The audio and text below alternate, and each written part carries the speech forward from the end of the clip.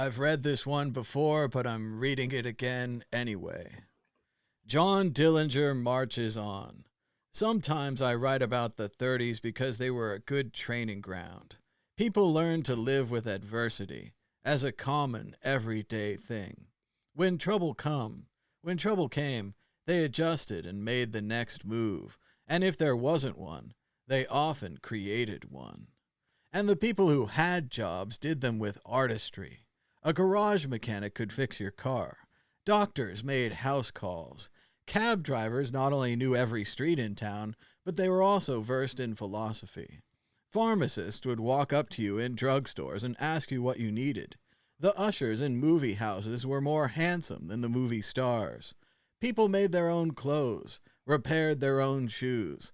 Almost everybody did things well. Now, people in and out of their professions are totally inept. How they even wipe their own asses is beyond me.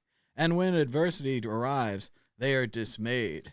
They quit, spit it out, lay down. These, coddled to the extremes, are only used to victory, or the soft way. It's not their fault, I suppose, that they didn't live through the 30s, but I'm still hardly tempted to adore them. Oh, hello there. I didn't see you guys come in. Welcome to Bitcoin Talk Show, or the Thomas Hunt Show, or whatever we're calling it these days.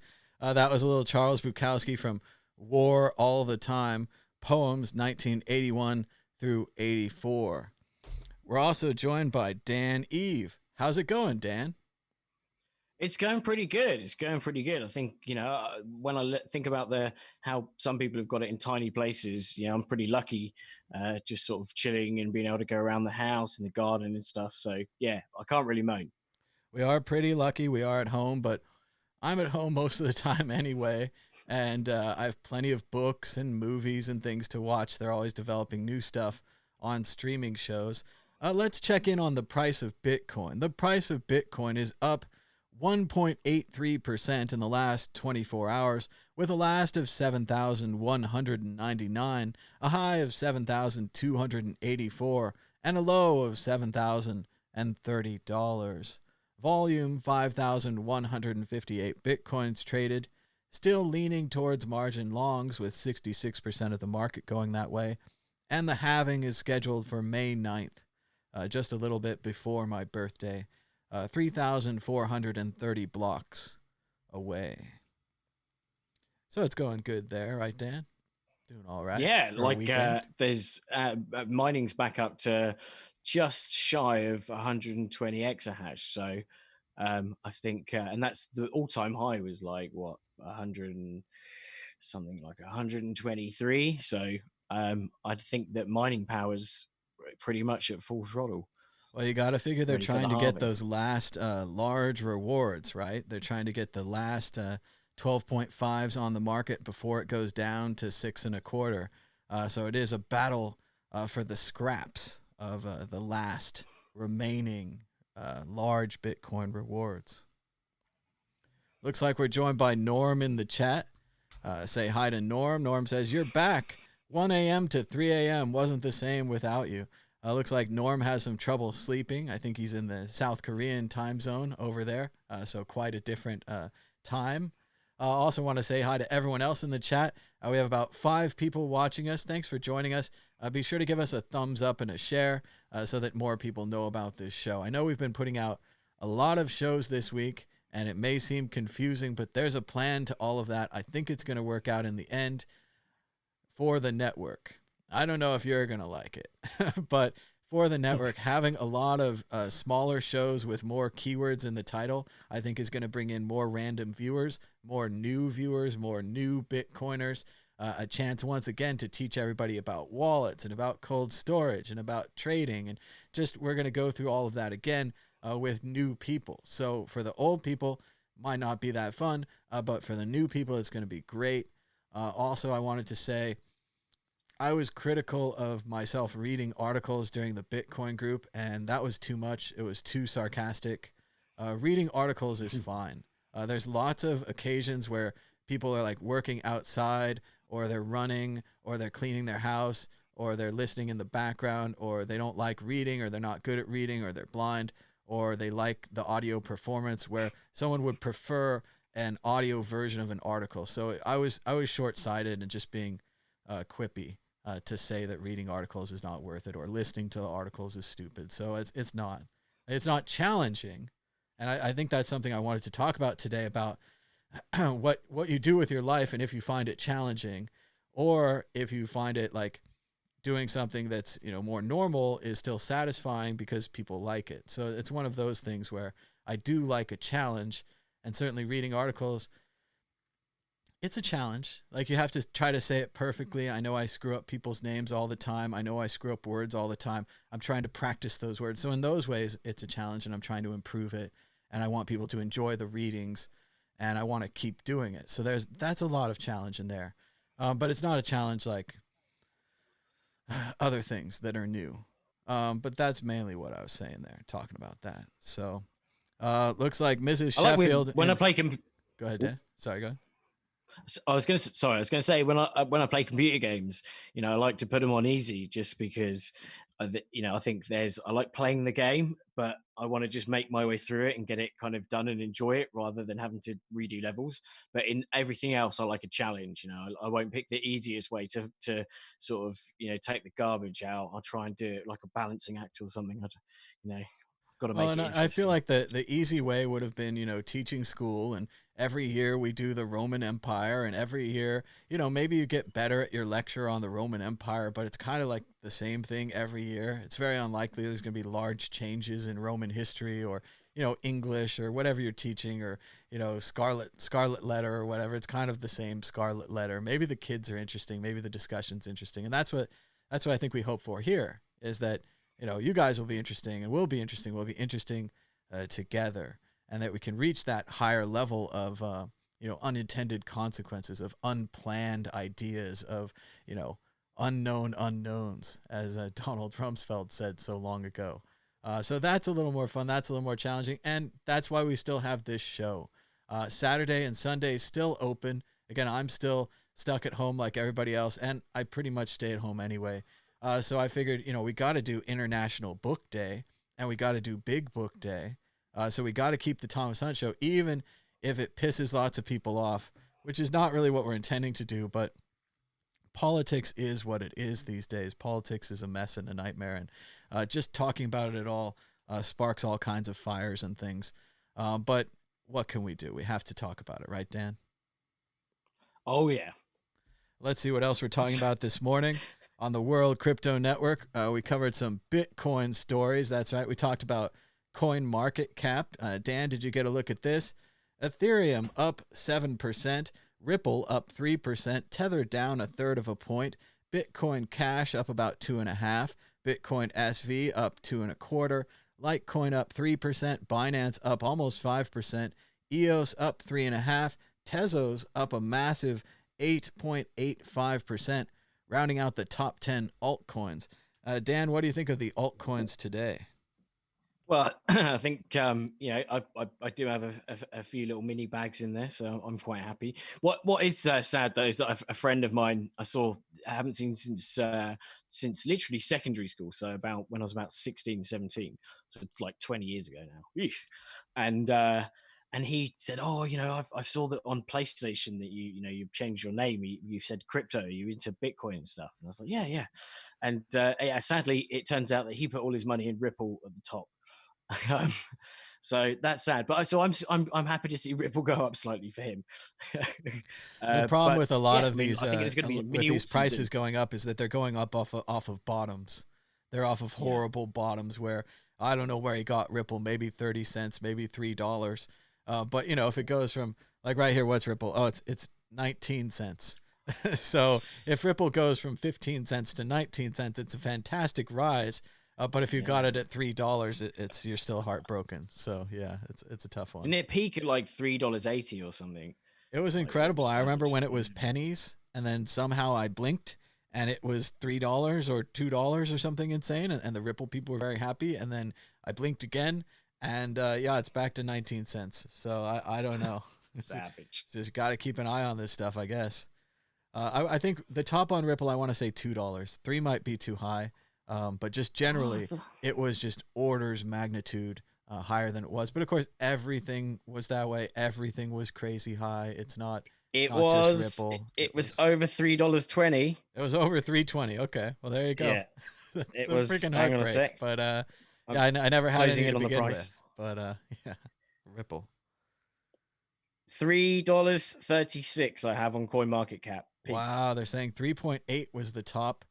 Jennifer says she took her profits at 21 cents. That's always the way. I know everyone was always so excited Ethereum went to 1,000, but I know lots of people that took profits at $20 or $100, and they were very happy until the damn thing went to 1,000. So we've also had some exciting news in the financial markets.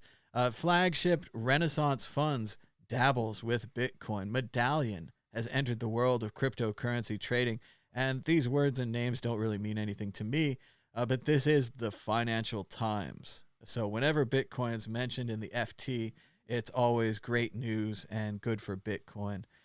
Dan, did you see this? What do you think about these? Oh, yeah, well, there's Isabella. She doesn't like Bitcoin. She writes the opinion pieces or whatever there. She's hated Bitcoin for a long time, which has been funny as it's going up and down could have made or broke her career if she bought any and held any at any point. It could have maybe changed her mind, or maybe just made her maybe think she that it wants was to become Ponzi, a career Bitcoin naysayer like Peter Schiff or Nouriel. Or that Francis Coppola, yeah.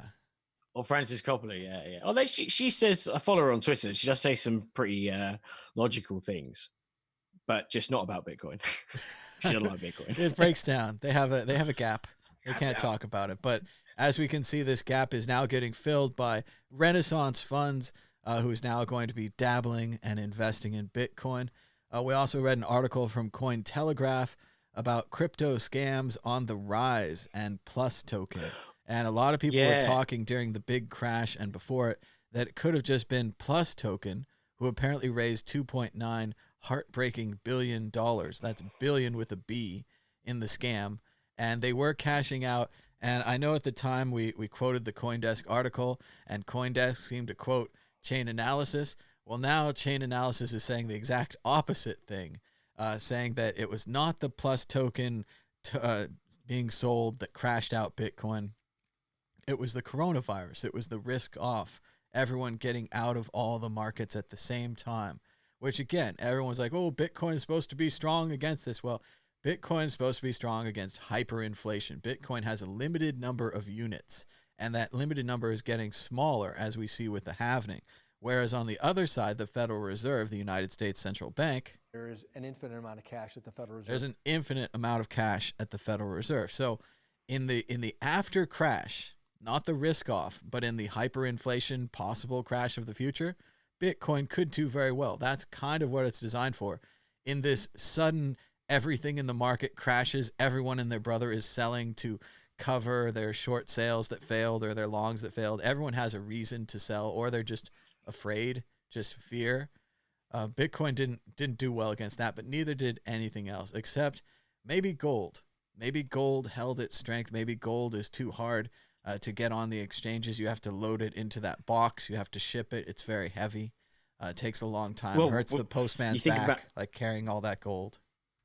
And if you go back to, if electronic systems are destroyed in this like Armageddon type scenario, you would see humans going back to, resources, actual physical things probably. So that's possibly what was sparking people to shit their pants and like sell everything. I made the bad mistake of, I talked about selling out all my pension into cash. Just before the crash, just because I thought, we're overdue. 10 years it's been since the last 12 years since the last crash. So, yeah, but I didn't do it. Wish I did. Well, you got scams. You got to think in percentages. I did manage to move 60 or 70% of my, and it's just a very small retirement fund they gave me at work, and I ain't balling or nothing. But I moved 60 or 70% of it into cash, which cost me because the damn thing went up more after that, right? And then eventually it did go down. But again, I don't know how to time. No one can time the market. So, of course, I didn't know where the bottom was to buy back in. So I'm still just kind of sitting out there. But even then, I don't even know that this is the recovery. So I don't mind taking a little profits, saying that, I was a good trader over the last 5-10 years or whatever. You should take some profits. It's been a long time. That's different kind of money. But yes, it was crazy on the markets, and it's been crazy, and it might continue to be crazy. And on the subject of scams, so there's one floating around. Both I got two actually for two of my email addresses, and my girlfriend got one to her email address as well. And so just if you get an email, I'm not making this up, because what they do is they buy your password from, or find it on a list of hacked passwords from, say, I don't know, Sony or whoever else has screwed up. And they'll print your password and get your name. And they'll be like, hey, Dan, password so-and-so. I've got loads of pictures of you pleasuring yourself in front of the computer. And so, yeah, it's definitely not real. So don't freak out. Like, these people are obviously evil, and they're just trying to scam you and make you scared. But yeah, be wary that if you do get an email like that, it's not real. So don't be sort of scared into sending. That's a good point, Dan. Also, don't follow any of those reset your password emails if they come from weird addresses. I know GoDaddy has been sending me a lot lately, and I don't even have anything there. So it's very strange. And if it's very strange, never follow the link. Never enter your password. Trust your intuition. You can do it. You can avoid this.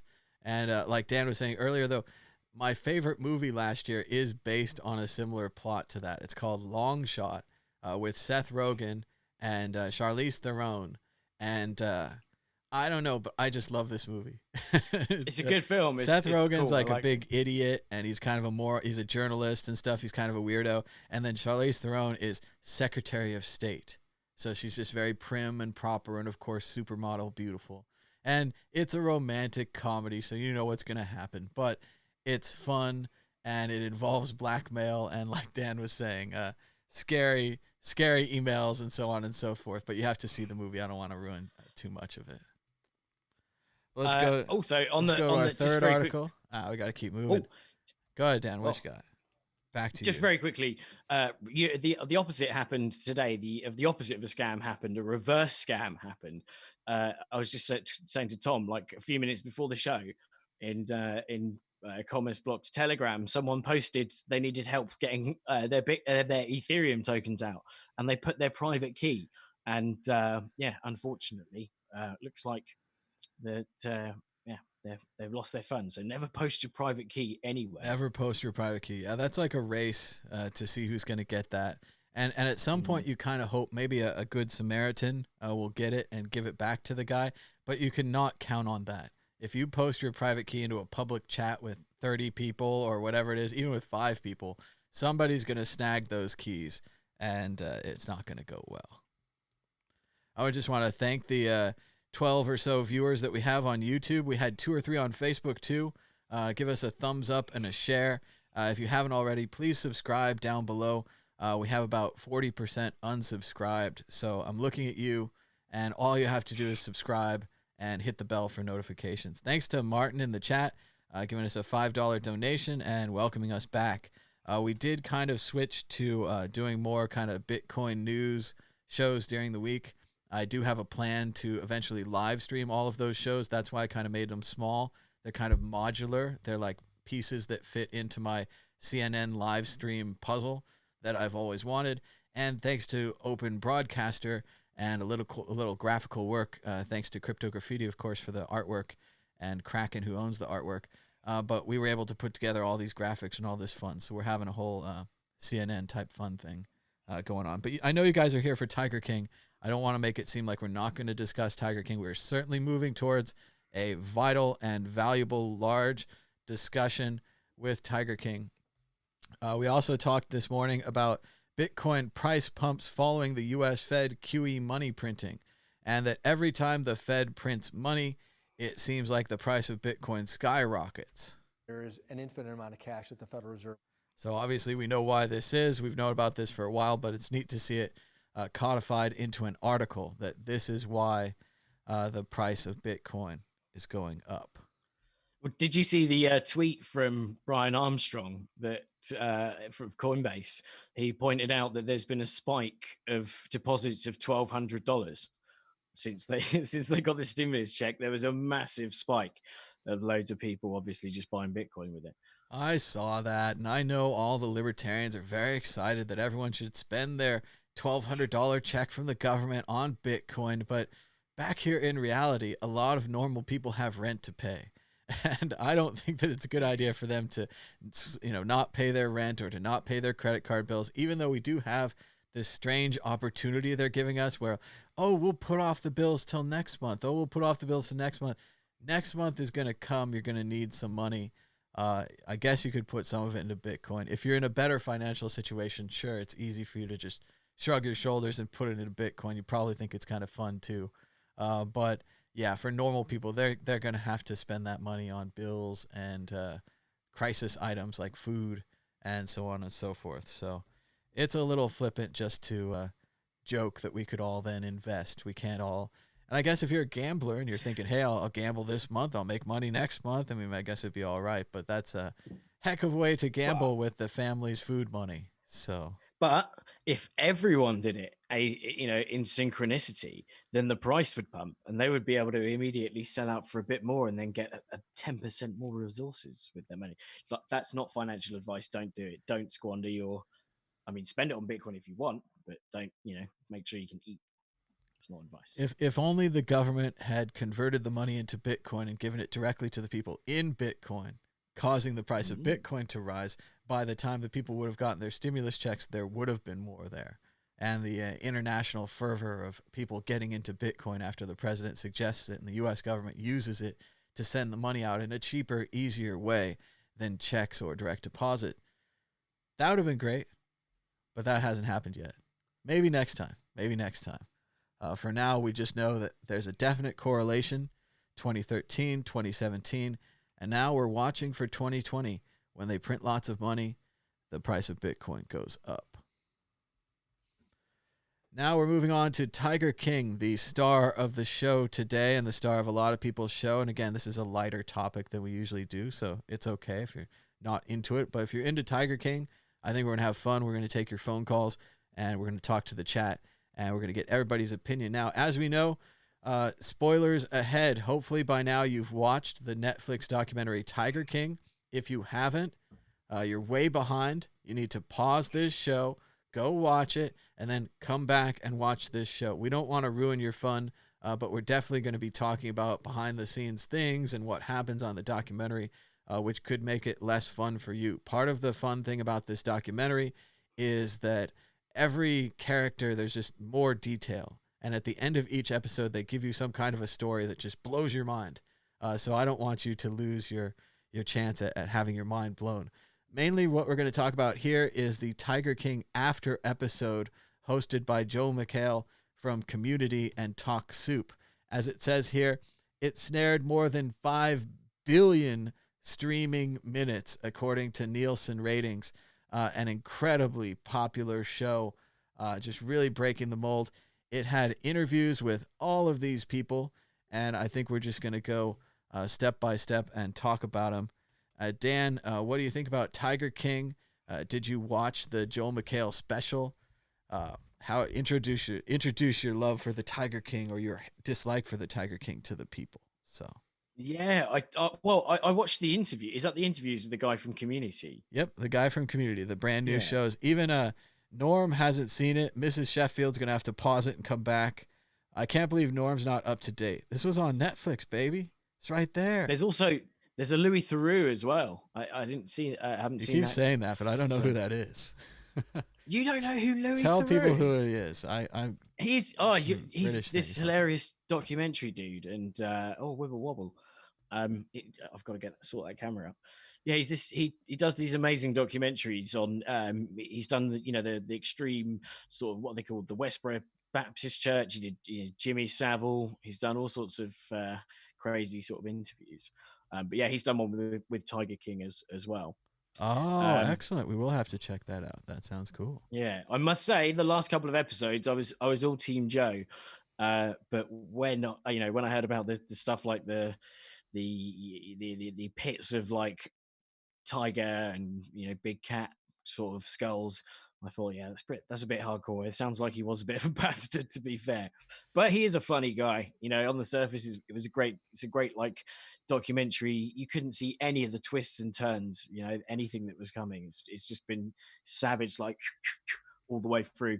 Yes, the after yeah. show was a little rougher on the animal abuse. It came out a lot more. Going to this chart of people, we kind of let's go ahead and go in order. Let's kind of break down what they said.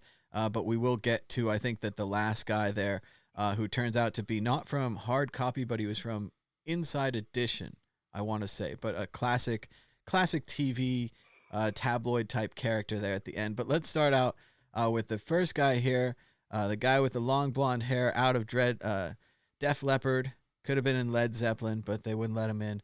This guy was a zookeeper at Joe's ranch. Dan, what did you think of the follow-up interview with the zookeeper? Oh, it was savage. He didn't like Joe, did he? I think, well, to be honest, none of them did. In the end, there were some real sort of hardcore stories, and even then, on the side coming out, additional things that weren't in the documentary. I suppose it's kind of like with Making a Murder. There was a lot of stuff that was missed out of the documentary that kind of made you lean a lot more, because if it was in there, you'd lean less towards sort of the dude.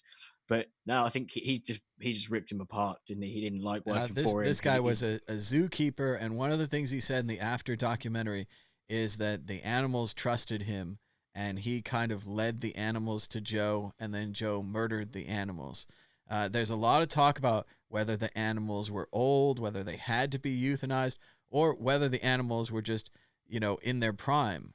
The problem with owning tigers, we all know, is that they start out small and cute, then they get big and violent. So even for Joe with a zoo, you don't need too many large tigers that are just violent, and the amount of money it would take to feed them.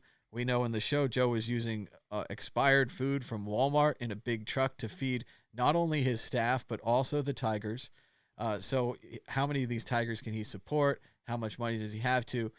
Some people say that it was okay for him to euthanize the animals. I mean, bullets are efficient.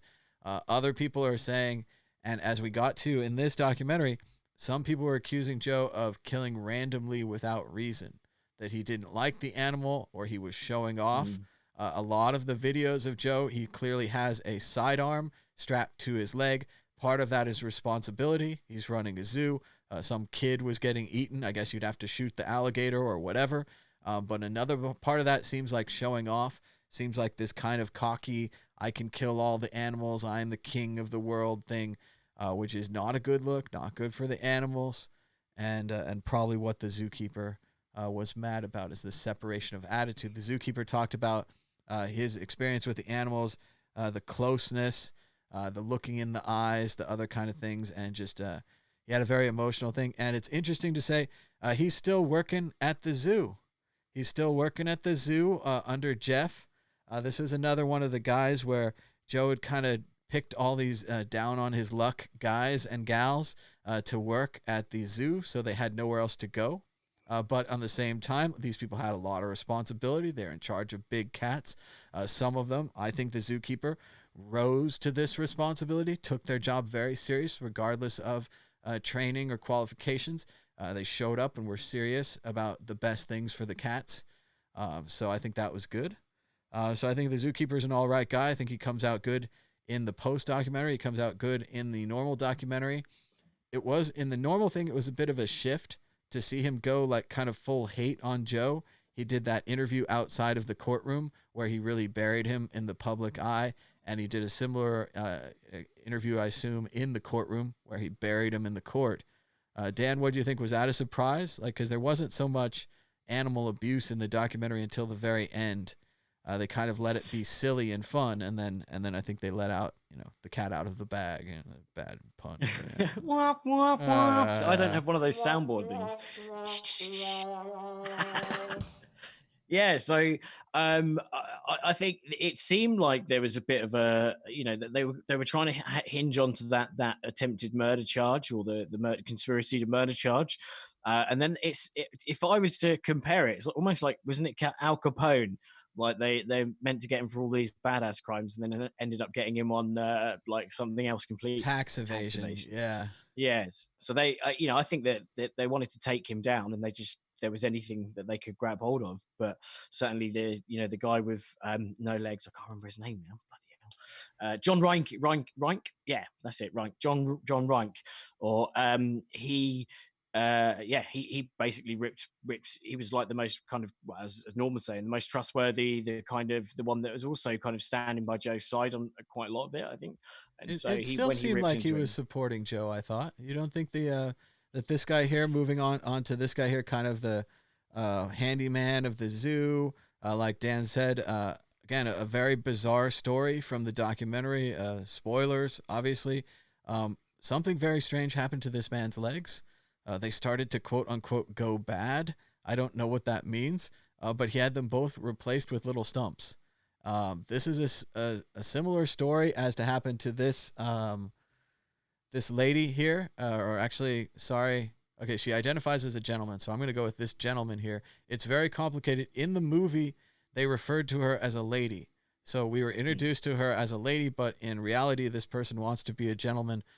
But regardless, this lady gentleman had their arm ripped off by a tiger, then chose not to do 2 years of physical therapy, which would have cost money, would have embarrassed the zoo, would have been bad for the tigers, and instead had her arm chopped off, the rest of it chopped off, and then went back to work the next day at the zoo, where Joe wanted to make training videos and help videos using her horrible footage, which they showed part of as an example. Dan, what do you think about both the strange legs and the strange stump? I think that they're definitely a set of characters. I kind of got the impression with, I can't remember. I've also got her name. I remember these names now. No, I forgot. I've forgotten what her name is. I mainly see them as his name. Even though I agree that they're certainly most Saf. That's it. Saf's name. They're people. They're people and their characters, but they're also archetypes at this point. We're talking metaphorically about the story. And yes, the story started out as real, but it was a documentary. It was a reality show, basically. It's not that real. I mean, it is.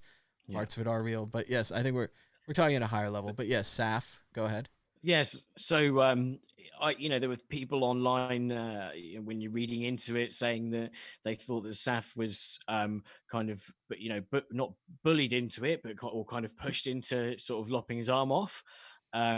But I think in this follow-up interview, you didn't still see any kind of bad thoughts. She said he deserved to go to jail, but she didn't kind of have any animosity or kind of vengeance or vendetta against him. One thing that was interesting was I saw on Twitter that apparently this community went a bit mad because of Saf being misgendered.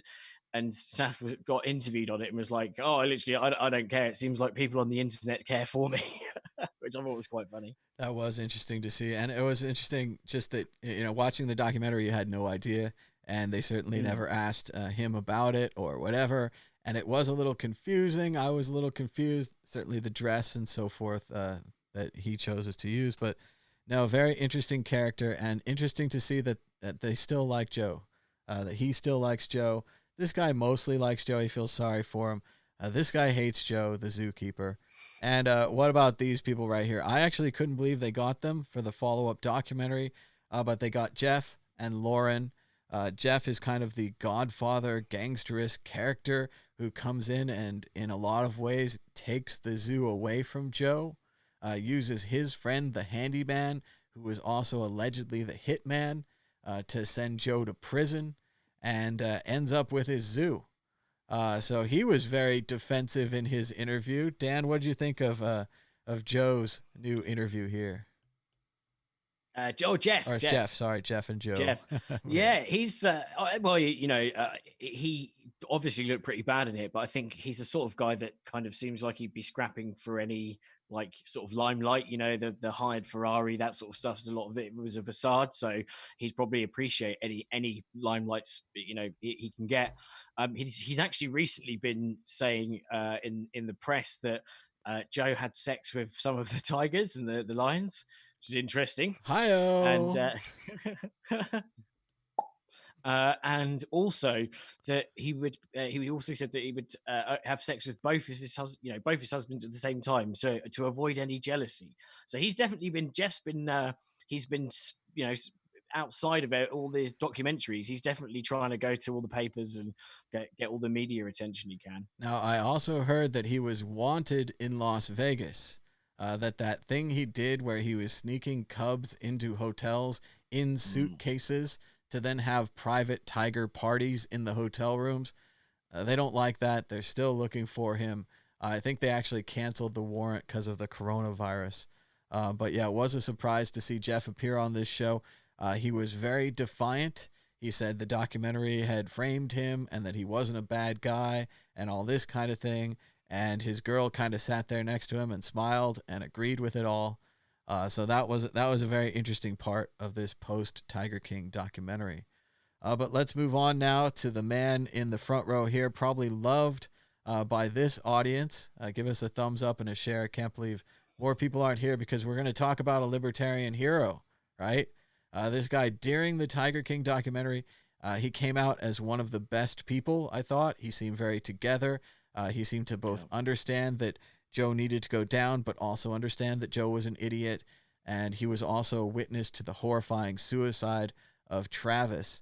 But one of the things they focused on in this after documentary, I don't know if Joel McHale had ever met a libertarian before, because he waltzed right in there like it was nothing and asked him about the comment he said when he said, "Fuck the feds." Joel kind of tried to give him a way out, and he said, "Wow, you said that during the movie, and maybe you didn't know, it's going to be the biggest movie in the world, and everyone in the world would see you saying fuck the feds, including probably some employees at the IRS who may have a vendetta against you, so on and so forth. It's just not a good thing to say." But this guy, the campaign manager, in classic libertarian fashion, doubled and tripled down, saying fuck the feds over and over again in the documentary, shocking poor Joel McHale and all of his Hollywood left-wingism or whatever you want to say. Even if he seems like a middle-of-the-road guy, he's not a fuck the feds guy. Dan, what did you think of fuck the feds and his performance in the documentary? He's a legend. He definitely he comes off as the most sane person out of the lot of them. And yeah, I just think he again, like some of the rumors that he was saying, again, outside of the actual documentary, was that there was a bit of animal kind of cruelty going on, but largely it seemed like, I think, he did feel sorry for Joe. He just kind of realized that he was a bit of a crazy idiot, just like the limelight, and just wanted to be a bit special. And I think that he did know that sort of Joe had a love for the Tigers that wasn't just about the money. It was also interesting to have it revealed that this guy, we're not talking out of school here, but that he was also a homosexual. I didn't really catch that in the documentary, and they asked him if Joe ever hit on him, and he said Joe was interested in much younger men. According to the documentary, and again, spoilers, shocking documentary, it seemed that Joe was actually interested in younger straight men. Very strange for a gay man to be interested in, but to each his own, and so on. What a documentary. What a documentary. Just incredible characters. Also, I want to shout out to this gentleman. He does not use meth. He was very upset that he was bunched in with the other meth people. He had never used meth, and I believe him. Seems like a straightforward libertarian guy. So respect to fuck the feds. As they're saying in the chat, Jennifer says, fuck the feds is actually middle of the road. That was so surprising that Joel was an interesting host on this. He was a bit out of place. He's an actor from Community and other things. But yeah, he was very taken aback by fuck the feds. And it was interesting to see him go over it and try to just get it through his head that, yes, sorry, Joel, there are a lot of people in this country that don't like the government and are willing to say so. They don't care about the results. Norm says in the chat, he says it's not a surprise. Gay men's favorite guys are straight guys. It's every gay guy's fantasy to turn a straight man gay. So it may be something that Norm knows about, that the old Tiger King was into. But I think that goes well to our next person to talk about on this show. They've got very similar dress sense. Indeed. So here he is, right here in the middle. He's got a new hat.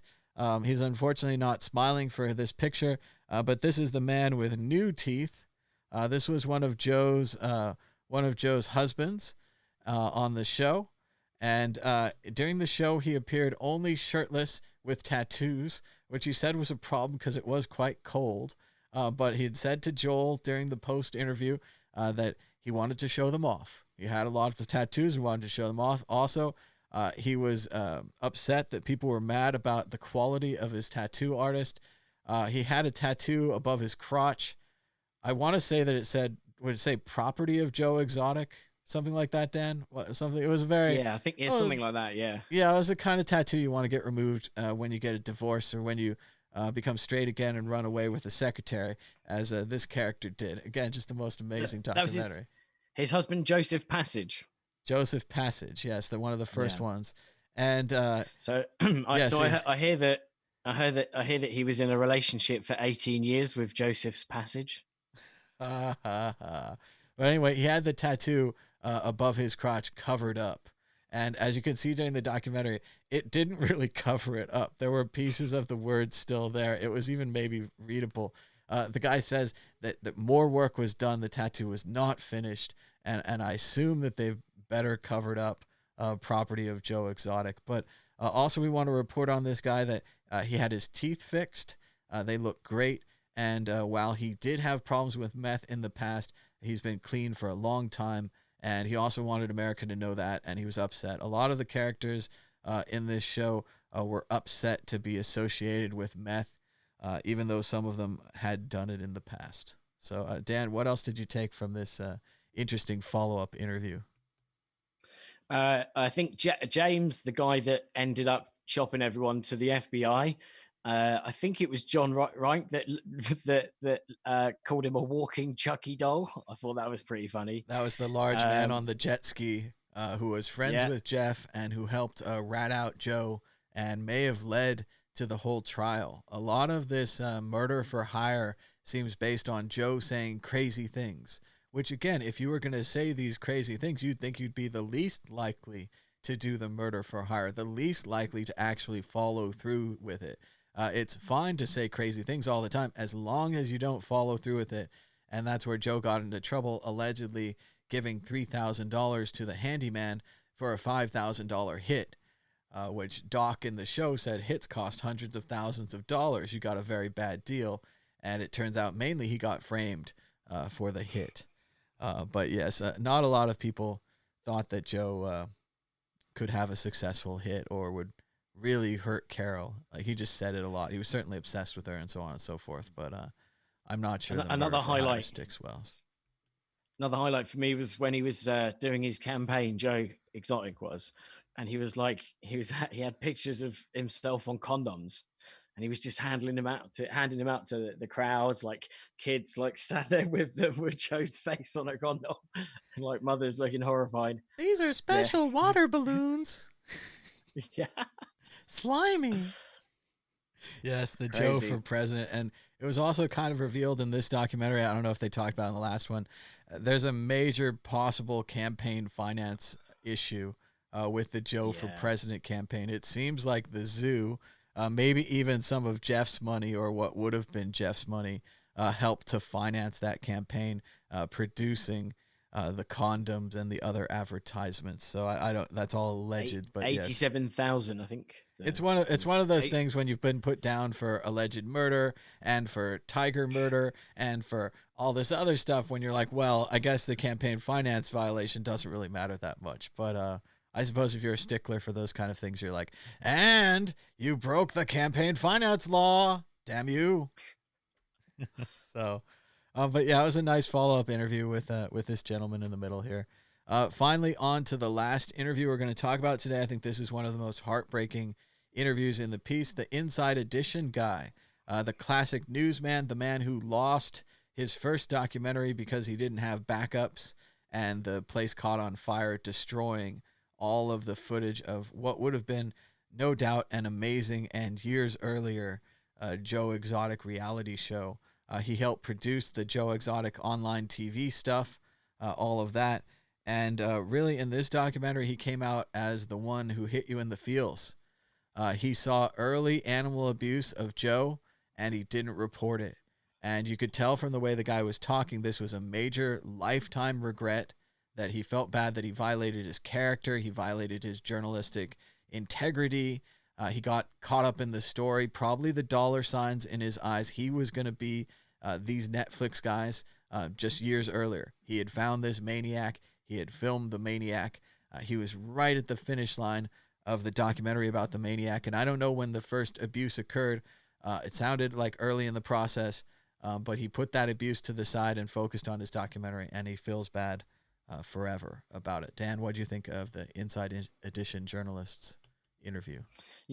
Yeah, it's a shame, isn't it? Because he put so much work into it, and he sort of has his idea of who burnt it down, and whoever burnt it down, they're all pretty close, so he should be pretty pissed off about it. But it seems like ultimately he's done kind of okay. He hasn't lost all the fact that someone else has covered it and it's gone mental global. I'm sure he's got interviews and stuff, maybe some other opportunities, so I think the glass is half full for him. I also think he probably owns some copyright on the Joe Exotic TV stuff. Maybe he got some kickbacks, some royalties. Maybe he can sell whatever he's got left in the future. Also, it sounded like he was doing very well. I think he was in Norway or Finland or something, and he said the people there knew about it and everyone talked about it, and that he was there with a very lovely lady. And I'm rooting for him. It sounded good. And also just the feelings that he had for the Tigers and for his mistake of not reporting it. I think it was very honest and very brave of him to tell the people that. So I think we're running out of Tiger King people to talk about. Just want to add. Go ahead. Just want to add quickly. So the odds on if they make a film, if they make the film will be amazing. So just to go for a quick short list of some of the people, there was on the list. There was so Joe Exotic. We've got that guy there. I don't know. Who's he? I've got a different list here. I don't know. Kevin these Bacon. are just various options of what people think might work. But go ahead. Kevin Bacon, Billy Bob Thornton, or Edward Norton. Those would be quite interesting. They've put Carol, Melissa McCarthy, maybe because of the craziness. John Reich, Matthew McConaughey. I think he was pretty stoked about that if he was played by Matthew McConaughey. David Spade, I could see that for Joe. John Finlay, Shia LaBeouf. It's right here. Yep, they got that one. Who else? Saf, Johnny Tsunami, or Ken Jeong. Rick, Billy Bob Thornton. Rick's the podcast guy. And then Dylan Passage, Zac Efron. Aha. So it's going to be a star-studded affair if there is a Tiger King movie. I like this. They're saying Carol Baskin could be played by, I forget her name right now, but from Saturday Night Live. The only funny person on Saturday Night Live. She's in all the movies. But she's great. She would be fantastic. She's a chameleon on that Saturday Night Live. She's amazing. But yes, the Tiger King movie is going to be fantastic. It's a big twist between David Spade or Brad Pitt, right? If you go with Joe Exotic the Beautiful or Joe Exotic the Joe Dirt. And a lot of it you have to lean towards Dirt on this, right? Because you got to think Tiger King certainly saw the movie Joe Dirt, was probably a big fan of it, might have even shaped part of his character after David Spade's famous character, Joe Dirt. So I would lean towards more Joe Dirt than Brad Pitt. How about you, Dan? Where are you going? And tell us in the chat, are you for Joe Dirt or Brad Pitt? I think I'd go Joe Dirt, but I'm pretty sure that I did see that someone had done a kind of Kevin Bacon makeover, and that looked quite convincing. We also have it here in the chat. They're saying Margot Robbie could play Joe Exotic because she's amazing. She could do anything, right? So, and I think they're trying to say that her face looks like his face already with this side-by-side comparison. Obviously, Margot Robbie, a beautiful woman in Wolf of Wall Street, the Harley Quinn movies, Birds of Prey, and Suicide Squad, those kind of things. But again, she's amazing. She can do anything. Maybe she could do Joe Exotic. Let's see. That's the side by side of Spade and Pitt. Tiger King podcast host wants Margot Robbie. John Finlay says he wants Shia LaBeouf. So that's the guy right here with the tattoos and the teeth. So he would be an interesting pick. But yes, the movies, they're working well ahead on casting the show. People want a Tiger King movie.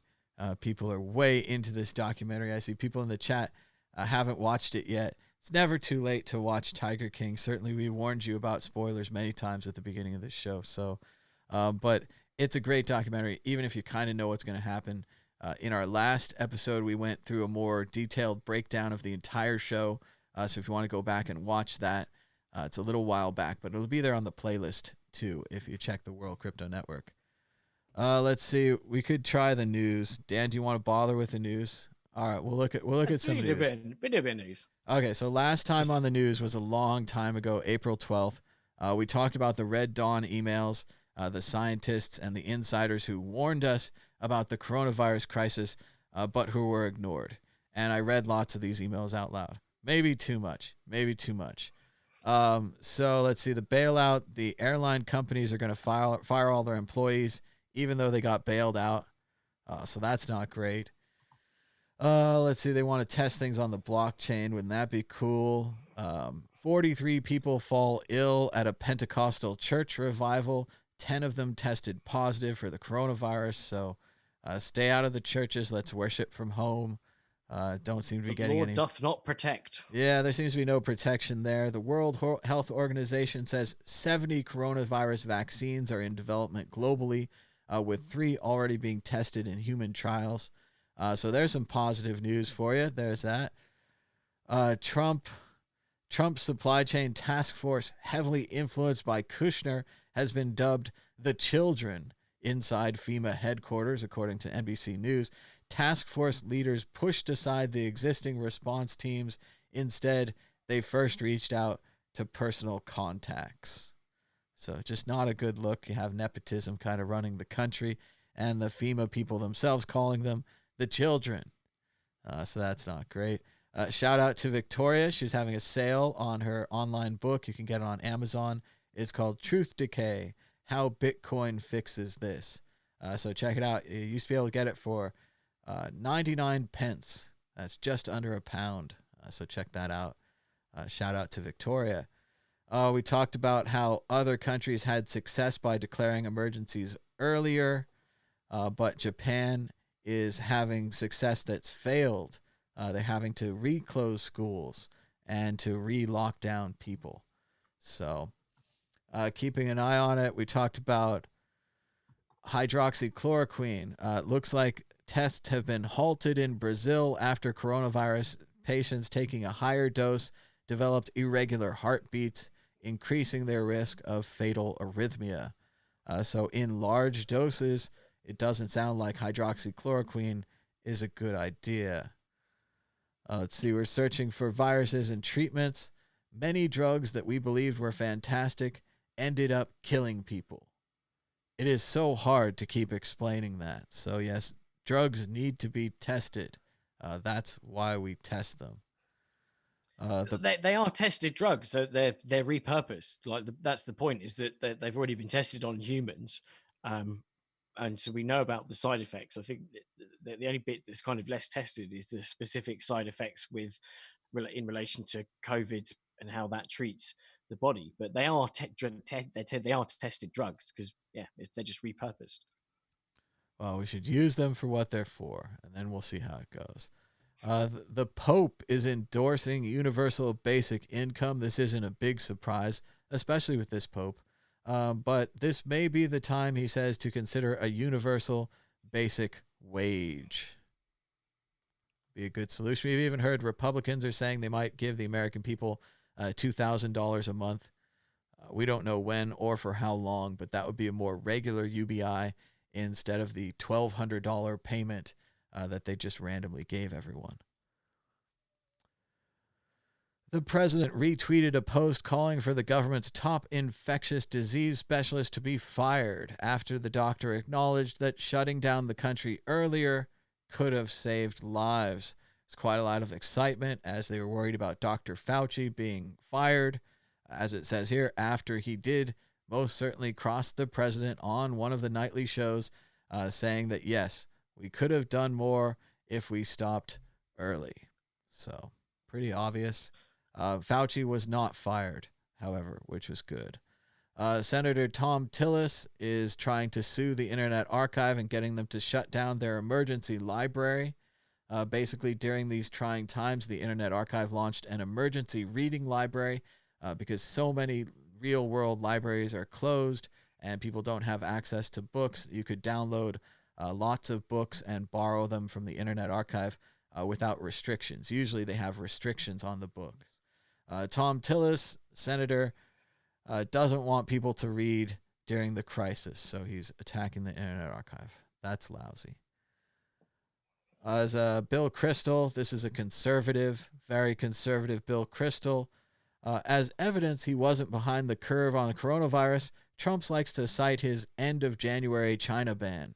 But this is damning, not exculpatory. For if Trump realized there was a real problem at the end of January, why did he do almost nothing for the whole month of February?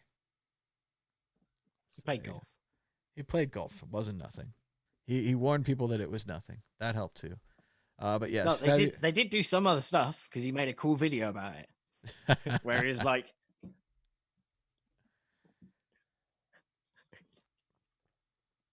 just can't get enough of those videos. So apparently there's 3 ventilators in Africa. Sierra Leone has 13 ventilators. Central African Republic has 3 ventilators. Liberia has 3 ventilators. South Sudan has 4 ventilators. So Africa is going to need our help. Positive news, I have heard President Trump talking about this, mainly when he's bragging that we have too many ventilators and that we've always had too many ventilators and that we've always been at war with East Asia, never at war against Eurasia, and all that kind of stuff. But maybe he'll do something good with those extra ventilators. Maybe we can help Africa. It's not too late, but it's going to be too late very soon. We had some Bitcoin-related news. Craig Wright dropped his lawsuit against Adam Back and offered to pay all legal costs. Usually they only have to pay half the legal costs. This was a surprise for Craig Wright to pay all legal costs. Adam Back, they were unable to locate Adam Back. He was not in the United Kingdom. No one knows where Adam Back is. The lawsuit is still continuing, I guess, against Hodlnaut and Peter McCormick, who might actually live in the UK, where Craig filed the lawsuit. I'm pretty sure I saw Calvin Ayre retweet something saying, I'm sure they said they're going to drop the Hodlnaut one as well, so they're just going to focus on Peter McCormack. I may have seen that. What a thing. And he didn't even have to be involved in that. For those of you who don't remember, he went out after that. He wanted to be included. He gave Craig Wright his address publicly on Twitter and said, basically, sue me. Because, it was good press. So I guess it's still good press. I guess he's still doing really well, even if he's paying expensive legal fees, which seems like the reason that you wouldn't post your address on the internet and insult a psychopath who has lots of money. An alleged psychopath, alleged psychopath. But man, like the kudos that he's going to get from the Bitcoin community if he takes down Craig Wright is, it is going to be incredible. And no matter what your thoughts it seems like Hodlnaut took find down. It hard not to I think Hodlnaut took down Craig Wright. I don't think he needed Peter McCormick's help at all. I think it was already happening. I think Adam Back was being sued. The anonymous Hodlnaut was being sued, and people were rightfully donating to his legal defense fund. When this third guy suddenly jumped in there and got himself sued, and then we needed another legal defense fund, and it kind of seemed like we were duplicating our efforts. I'm not sure that we really gained by having a third person on this lawsuit. I think we're going to find out that Craig Wright is not Satoshi anyway. So let's keep going. Still no signs of voter fraud, but we've got lots of voter suppression, as Wisconsin is keeping missing ballots from being counted in an election, and the Supreme Court of Wisconsin shut down absentee balloting early so that we could count less votes. So that's good. Update on Donald Trump's friend We have a sad update on Donald Trump's friend, who he mentioned several times during the coronavirus conferences. Stanley Chera, real estate mogul and friend of Donald Trump, is dead at 78 from the coronavirus. This is very sad. A man's life has been lost. He had a family. He had a wife. Donald Trump talked about her. She was also infected with the virus. But as we've seen so often in this, women live, men die. So Mr. Stanley Chera died. Donald Trump gave a little speech about him. Sadly, although he did look pained and distressed that he could no longer call his friend on the phone, the nicest thing that Donald Trump could think to say about him was that he was very excited when his friend Donald Trump was elected president. So shout out to Stanley Chera, a very good friend to Donald Trump, I suppose. The U.S. may face 18 months of rolling shutdowns. This is a lot more of the reality that we were trying to give you here on this show, the reality that you might not like. We're going to win this virus. Humanity is going to win. We're going to get a vaccine. We're going to kill it. But it's going to take longer than you think, and it's probably going to result in these kind of open and closing shutdowns, these shutdowns that go up and down. So just get ready for that. Let's be on the right side of that. Let's not be caught unaware, because even if they're opening things up, the virus is still out there, and you don't want to get it. I don't want to get it. Interesting article about the president and the plague. Big cartoon here. Trump viewed this pandemic not as a great humanitarian challenge, not as an opportunity to use his power to save the lives of Americans, but as an invisible germ that would infect his re-election and color him a loser. Let's see. The Litecoin Foundation has acted as the executive producer for a new horror flick.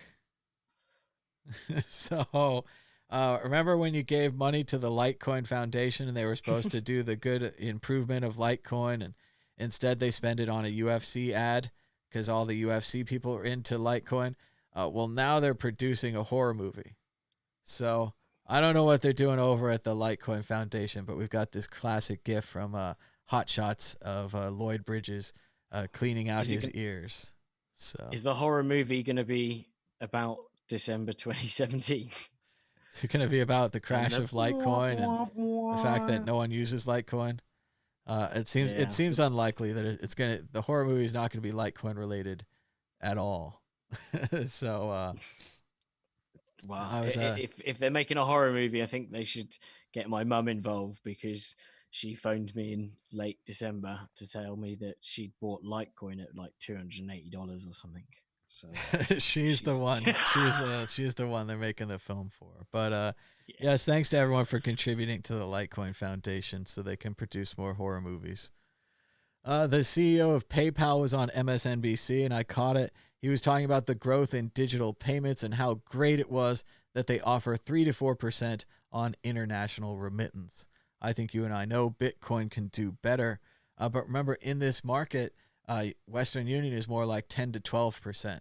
So PayPal is actually offering people a pretty good deal. And they are fulfilling the promise of online international commerce and banking, just not as well as I think Bitcoin will and could. Let's be honest, it's massively usable, and I still use it, well, pretty much daily for purchases. So they've got quite a good, foothold in the market, and it's a service that's international. They've got good protection. Sometimes you can get caught out if you get an annoying buyer or seller or something on eBay, but for now, it's pretty usable. Just a shame they're not accepting Bitcoin. Well, we do want to open this show up to calls if you guys want to call in. Let me see if I can find the graphics. I have all these scenes now, and so many of them are graphics. So let's see. There's the background image, but now you can't see anything else. Aha! The foreground. So you can call us now. Let me get the phone number for the chat. Dan, what is your backdrop? Change it back. Call now at 1-518-600-1949, or on Skype at World Crypto Network, all one word. We've got about 15 viewers watching us. Be sure to give us a thumbs up and a share. If it's first time here, you can subscribe down below. But you can just call now and join in. Otherwise, we're going to keep going with the news. But if you'd like, you could call us during the news, and we'll talk to you about what's going on. Let us know what's going on in your neck of the woods with the virus. Are you still staying inside? Have you been at the beach this whole time? Do you live in Florida? Would you prefer to be at the beach? But let's Who's your favorite Tiger King? Who's your favorite Tiger King people? Yeah, definitely. Ask us about Tiger King. We'll go back and talk about it. But yes, the number's in the chat. It's on the screen. You guys can give us a call. Otherwise, we're going to keep going. Balaji is talking about it's insane that physical businesses are being killed by fiat. It's the forced finale to the retail apocalypse. It was decades to digitize. Now it's cloud or die.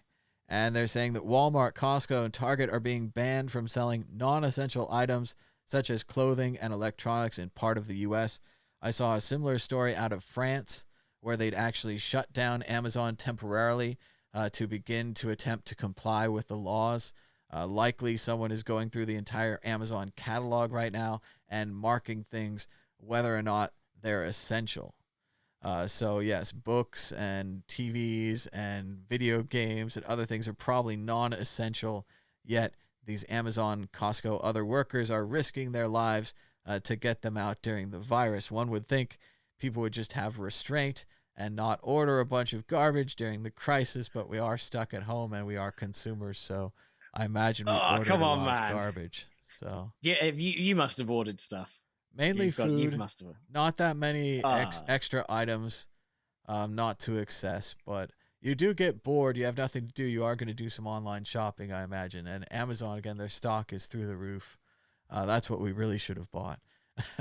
As long as they can support social distancing in their kind of warehouses and stuff, and they follow clean safety rules, then surely they should be allowed to operate. And I've seen some of the pictures of where supermarkets have just used a tape or whatever to close off an aisle, and you could, even though you could just lean and buy that product, they're just not letting you buy part it. Of this is common sense, though. Like, I'm not really going to the store and trying on clothes.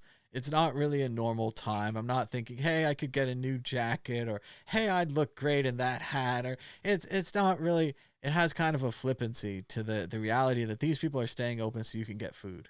Like, that's really what it's about. Like, as much as I like TV and everyone else in America loves TV, you don't really need a new one right now. I guess suppose you could tell the guy a sob story that your TV broke and it fell off the wall and you need one. But the other reality of that is Amazon would just deliver one to your house anyway. It is interesting. Next time to upgrade. Time to upgrade. Well, I've got it going on right here in my neighborhood across the street. It's an absolute riot. And it's probably an essential. They probably need it. But it looks like the neighbors are upgrading their air conditioning. And they've got 2 or 3 technicians going in and out of their house. And I'm sure these technicians are nice guys, but if they went to like 10 other jobs that week, you're sharing germs and diseases with 10 other people this week. You've increased your chances of getting the virus. So air conditioning is vital and important in Vegas. And if theirs was broken and truly, truly broken, then they should replace it and upgrade it. But it looks like it's more of a unscheduled update.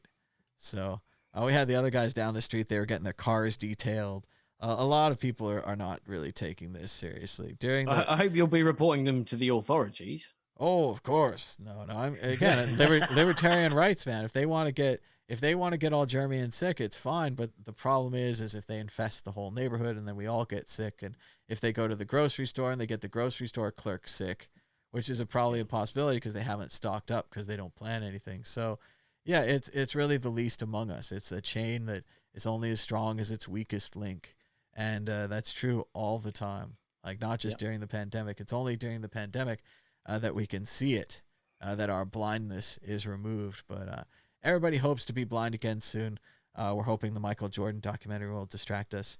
I hear there's 2 versions. There's one version with cussing, and there's one version without cussing. I hope to watch the cussing version. Let's see. We got lots and lots of news. We need to go faster. Hang on, Dan. They say totally natural and believable, the blue line of China. They never got above 100,000 cases. It's so convenient. Scientists knew the pandemic was coming. The civil servants knew the government wasn't prepared. Neither could make the politicians listen. More about those 4 to 8 weeks that we lost and how there's going to be lots of books written about them. Let's do the impossible today. I shared some beautiful images of the Sagrada Familia, the most incredible church in Europe. It's in Barcelona. It was created by the architect Gaudí, and it's just incredible. Still under construction, not finished during his lifetime. Stained glass added later. Sagrada Familia. It's great. So we started making the World Crypto Network little live videos here, nice short ones. They're warning people about hydroxychloroquine. New York reports a 400% increase in cardiac arrests. Both drugs are approved for other medications and can be prescribed without informed consent. So they are warning people about hydroxychloroquine, especially larger doses. Shout out to the McLaughlin Group continuing to work during this crisis. It's pretty funny. They're actually doing online episodes at home, just like the Bitcoin Group. So we're kind of exactly on the same level with them and the same level with, say Conan O'Brien or Stephen Colbert, any of those guys. Everybody's doing shows from home. It's been fun to watch that roll out. Did a lot more shows here. Trump was on TV and the reporters started asking him direct questions. They said, "What did you do in February? What did you do in February?" It was getting pretty intense. Of course, Trump won't admit that he's made a single mistake during the course of the coronavirus response. More than 23,000 Americans have died, more than any other country. He said that nobody is asking for ventilators, which even the guy who does the clips was like, this is a big, big lie. So that's bad. He played a North Korea-style propaganda movie in the White House. He had dramatic music and headlines. A lot of people say it looks just like a campaign ad. This is during the briefing where you're supposed to get your vital information about the coronavirus. So that's an interesting way to go, right? He said that it would be absurd for him to consider recommending social distancing before Americans started dying. Who wants to explain to him what models are for? And obviously, we know you have to have the preventative measures in before people start dying. Otherwise, the disease is already spread. You're not preventing anything. It's already done. Was that specific speech the one where at the end of it he says, I know models, but not those type. It's like, I know models well, but not that type of model. Sadly, this isn't the model speech, but that is what he said the last time they tried to talk to him about statistical models. So they didn't really get very far. Again, the attention span sometimes just isn't there. Interesting side note, it took 4 years, but they just got some new classified CIA reports studying the Soviet Union's use of black magic, telepathic mind control, and psychotronic generators, devices they said turned people into psychics and let them move objects with their minds. So this is pretty wild, right? Some replies are hidden by the author. Okay. So yes, this is... Certain U.S. research suggests it may be possible to use paranormal abilities for military or intelligence purposes. This is pretty much men who talk to goats or whatever is that movie. Men who can control goats with their mind. Men who stare at goats. It's pretty much that right here in a real document. As it says here, about 1969, the Soviets reported established an official group in their covert program devoted to collecting information on black magic, identifying and locating and evaluating the capability of sorcerers, witches, and incantations used by such individuals. It doesn't seem like it created any paranormal systems. They may have improved their techniques to training subjects. Research may still be included in the Soviet program. In 1979, Soviet research apparently began to move away from remote viewing and focus extensively on behavior modification, subliminal suggestion, and electromagnetic effects of psychological behavior. In addition, a significant amount of study was devoted to the development of psychotronic generators used to duplicate psychic effects. A small handheld instrument at the Institute of Radio Electronics and Engineering in Moscow which was able to move pieces of paper on a table across the room from the person holding the device, like a fan. The experiment was valid because it had been carried out under extremely rigid scientific and controlled conditions. Ongoing work in the remote, and there's still even some blackouts here. So that's pretty weird. Being able to move pieces of paper from across the room. I guess you could destroy like a treaty with that. They would be about to sign the treaty and you'd be like, no. I don't know. I think, it sounds like it's more like one of those things where, they're bullshitting because they're like, obviously, because that stuff doesn't exist. But back in the day, they probably like did a bit of a trick show thing, like one of those organized seances, and they had a load of plans there, and like they let it, the spy think that the US spy think that they could do all sorts of crazy stuff. So that kind of sounds quite believable. One of those underhand kind of tricks. Well, this is the intelligence agency that instead of making more missiles, they put mirrors around the missiles, making it look like they had more missiles. So maybe they wanted to have the CIA waste their time investigating black magic, and there's really nothing there. They're talking in the chat about some interesting stuff. I'm not sure I'm catching it all. Something about Garry Kasparov and portals. I definitely agree with the chat. Kasparov, the chess championship, a bit of a politician in Russia as well, certainly knows a lot. I don't know what he knows about portals, but he's been putting out a lot of good information about the rise of, corporatism or fascism or whatever you want to call it in the U.S. and how to stop it, and that he sees a lot of parallels with what's going on here to what happened in his own country. So very interesting stuff in Kasparov. I would check that out. So there you go. Very strange report on Soviet mind control. Good enough to get us out of place here, and I'll try to rewind. Dan, what do you think? You're going to watch Men Who Stare at Goats again now that it's real? It was a good film.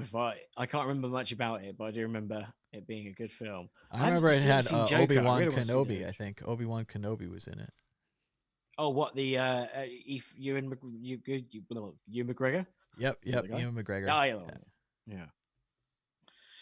yeah. I do remember it, but very, very barely. All right, what actually happens? I know that they've like the old school experiment. They're meant to be able to do telepathy and stuff like that. In fact, don't spoil it. I'll watch it again. I just remember that it's George Clooney and it's Obi-Wan Kenobi, and it's all about like if they have the power to control goats or to kill goats from other rooms and CIA programs and all that kind of thing. So looks like quite a lot happened in the news. Trying to get back to where we were. We were going to try to go faster, but that doesn't seem like it's going to work. There's just too much news. You tweet a lot of Trump stuff. That's a lot happening, man. It's an exciting period of history. Here we go. They got into magic through CIA disclosure. Angry Trump turns briefing into propaganda session. The CNN chyrons are starting to get really good. They're not holding anything back like they used to. They used to say lies, or they would say white lies, or they would just sort of dance around it. But now, propaganda session. California, Oregon, and Washington have made a Western States Pact in which they will work together on joint efforts to reopen the economy on the West Coast. Many people are heralding this as the first step towards the breakdown of the United States of America. So let's keep this in mind. This is a major point. Trump has been saying that it's all up to the states, and it's all up to the states, and the states might be getting tired of the federal government. We've seen similar pacts form in the South and in the Northeast to try to reopen without the federal government, simply on their own. Scott Dworkin writes, Trump's having a complete mental breakdown on live television, even more than usual. It was quite an incredible briefing. They followed up who produced the propaganda video that they played. It turns out that it was made by Trump's own employees at the White House, which is a violation of the Hatch Act and a violation of campaign finance reform. You have to pay for something like that through the campaign. You can't use White House money.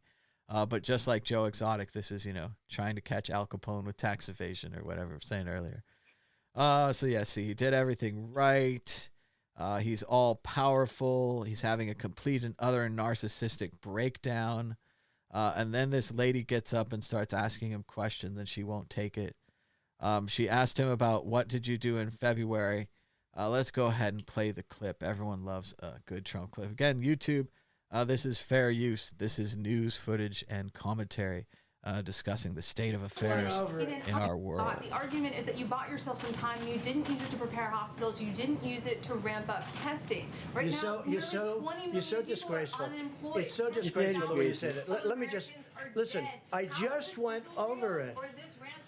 To make people I just went over in it. an unprecedented crisis. Nobody thought we should do it, and when I did it. But what did you do with the time that you bought? You know the we month did. Of February. You know we did. A gap. What do you do? Month of February. What do you do when you have no case in the whole United States? You had cases when in February. Excuse me, you reported it. 0 cases, 0 deaths on January 17th. February, the entire January. month of I said in January. Your video has a complete gap. On January 30th. What did your administration do in February with the time that your travel ban bought A you? lot. What? A lot. And in fact, we'll give you a list. What we did, in fact, part of it was up there. We did a lot. Look. You know you're a fake. You know that. Your whole network, the way you cover it, is fake. And most of you, and not all of you, but the people are wise to you. That's why you have a lower approval rating than you've ever had before. Not answering times the question. probably 3. Not providing the list. Where is the list? Why didn't Biden? He's Biden not apologize? president. Why did This is, again, distraction, deflection. It's pathetic, and it's just not very smart. He didn't do anything in February. It's a big problem. Like, this is going to keep coming up, guys. This 4 to 8 weeks where Trump doesn't do anything. Like, there's no way around it. Like, obviously, as he says there, he knew it was a big problem. He closed down China. So what do you do next? What's your next step? If Fauci was even recommending that people should go on cruises and not alter their lives by early March, surely, Fauci's a very respected person. If early March, we're talking about February. I'm sorry. February. Yeah, entire month. No, so I'm 4 saying, weeks. So even 4 by weeks, even by entire month. So even by March, we know Fauci from the internal emails what they were really saying. We know what they're saying on the inside. We know the advice and the information he was getting. We know it's different from the outside. He continued to golf. He continued to say it was a hoax. We can bring up the clips again. There's a missing 4 to 8 weeks. Books are going to be written about it. We already have their emails. We can go to the last episode. I played their emails. I read their emails out loud. The doctors are like, I can't believe this shit. No one's listening to us. I spent my whole fucking life learning science, and now they won't listen to us, and thousands of people are going to die. It's right there in the chats. So, yes, he's blaming Obama. He's blaming Biden. He's desperate. He's blaming anyone. And all you have to do is take the blame yourself. You say, we screwed up in those 4 to 8 weeks, and we're going to turn it around now. And everyone would say, oh, my God, we're with you. Like, I'm sorry you screwed up. Like, let's move on. But he can't do it. He can't take blame for anything. It's a bad look. There's 4 to 8 weeks missing there. Missing time. It's not going anywhere. Major hospitals' medical staff accepted homemade masks today because they're desperate for them. This is the case at countless hospitals. But President Trump says we have lots of gear that we're doing just fine. He says, what provision in the Constitution gives the president power to open or close state economies? He says numerous provisions. We can give you a legal brief if you want. He never names one. This is just like the evidence that he didn't give us on voter fraud. It's one of those classic things you say, hey, check back with me afterwards. I'll get it to you. And then you never get it to them. Then at this same press briefing, he said, when somebody is president, their authority is total. It's total,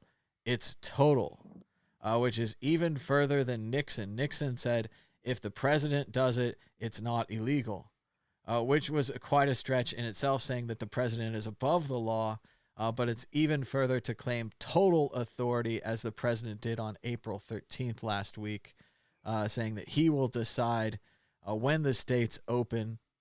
Windmill cancer survivor says, the first reporter to simply stand up and ask Trump, what the fuck is wrong with you, should win a Pulitzer Prize. That was pretty strong. And not just because of the yellow background. President's authority is total. And then a reporter said, you said the president's authority is total. That is not true. Trump said, "We are going to write up a paper on this." The journalist said, "Who told you this?" He says, "Enough." Again, he can't answer these questions. I know you guys love this guy and everything, but this failure to be able to answer these questions, inventing this imaginary total authority, like if this was a Democrat, if this was Obama saying he had total authority, how would you think about it? You have to understand things on the other feet. Like they're saying here, the reporters are all checking it. They're like, yeah, that's not true. It's in the Constitution, the 10th Amendment. All power is not declared in this document are reserved for the states. That's a paraphrase, but you know what I'm saying. He told them his authority is total. Authority is total. Okay, let's go ahead and hear it. Just to be very specific. Be very specific. I'm your king. Understanding of your authority vis-a-vis governors. Just to be very specific.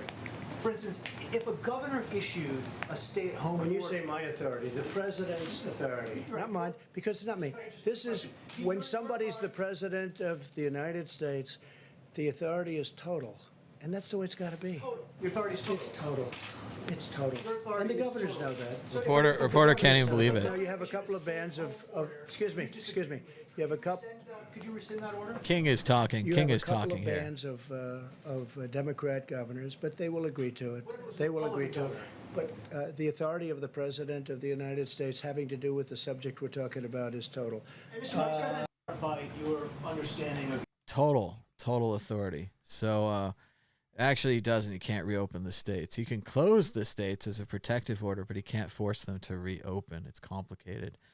He says he's going to write up papers on this, and everyone's repeating it. And they asked Pence if they think Trump's power is total. Pence begins hedging on the president's emergency authority, ignoring the man with no clothes who has already declared himself king. Pence says he supports the president's leadership under the national emergency declaration he signed. Again, he's just dodging this question. This was a major break. As you can see, all the reporters are talking here. Emily Brandwein writes in, "You can hear Pence clearly. The acoustics are good up Trump's ass." That was nice. A little jab there. So yes, it's not true. The president doesn't have total authority. Mike Pence and the cabinet could end this right now with the 25th Amendment. They may be committing treason by not doing so.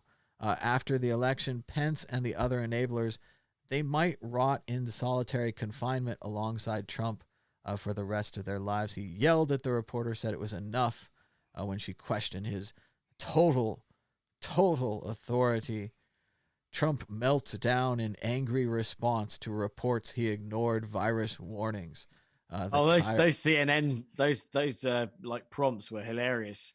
Someone was having a right wobbler on the CNN desk. Well, they're in 2 minutes. They're going for it. They're writing things as they are now. They're not holding anything back. They're using words like propaganda and so on and so forth. They are way into it. Let's see what else is. Everyone's just can't believe it that Trump declared himself a dictator on live TV. People are just commenting on this. They can't believe it. This guy says tonight's briefing was an unhinged meltdown, arguably the worst public behavior by an American president ever. Trump's thin skin and inability to acknowledge inconvenient truths was on full and ugly display. Meltdown, that's the word. Ugly meltdown. And again, they're just quoting again the total authority. Shocking. And again, even someone like myself that's not a big fan of the president was saying, we got to get him off the stage. Oh, we got to get him down. Like, this is just a nightmare. Make it stop. Just the pummeling, the pounding. And, of course, the emperor dancing around with no clothes. Sorry, it's a cartoon, so it's a censored version, but you have to imagine that he has truly no clothes, cock hanging out in the wind. He says he has to leave. Maybe he's going home to his planet. Maybe it's not too late. Maybe he's getting out. He also said that the federal government has absolute power.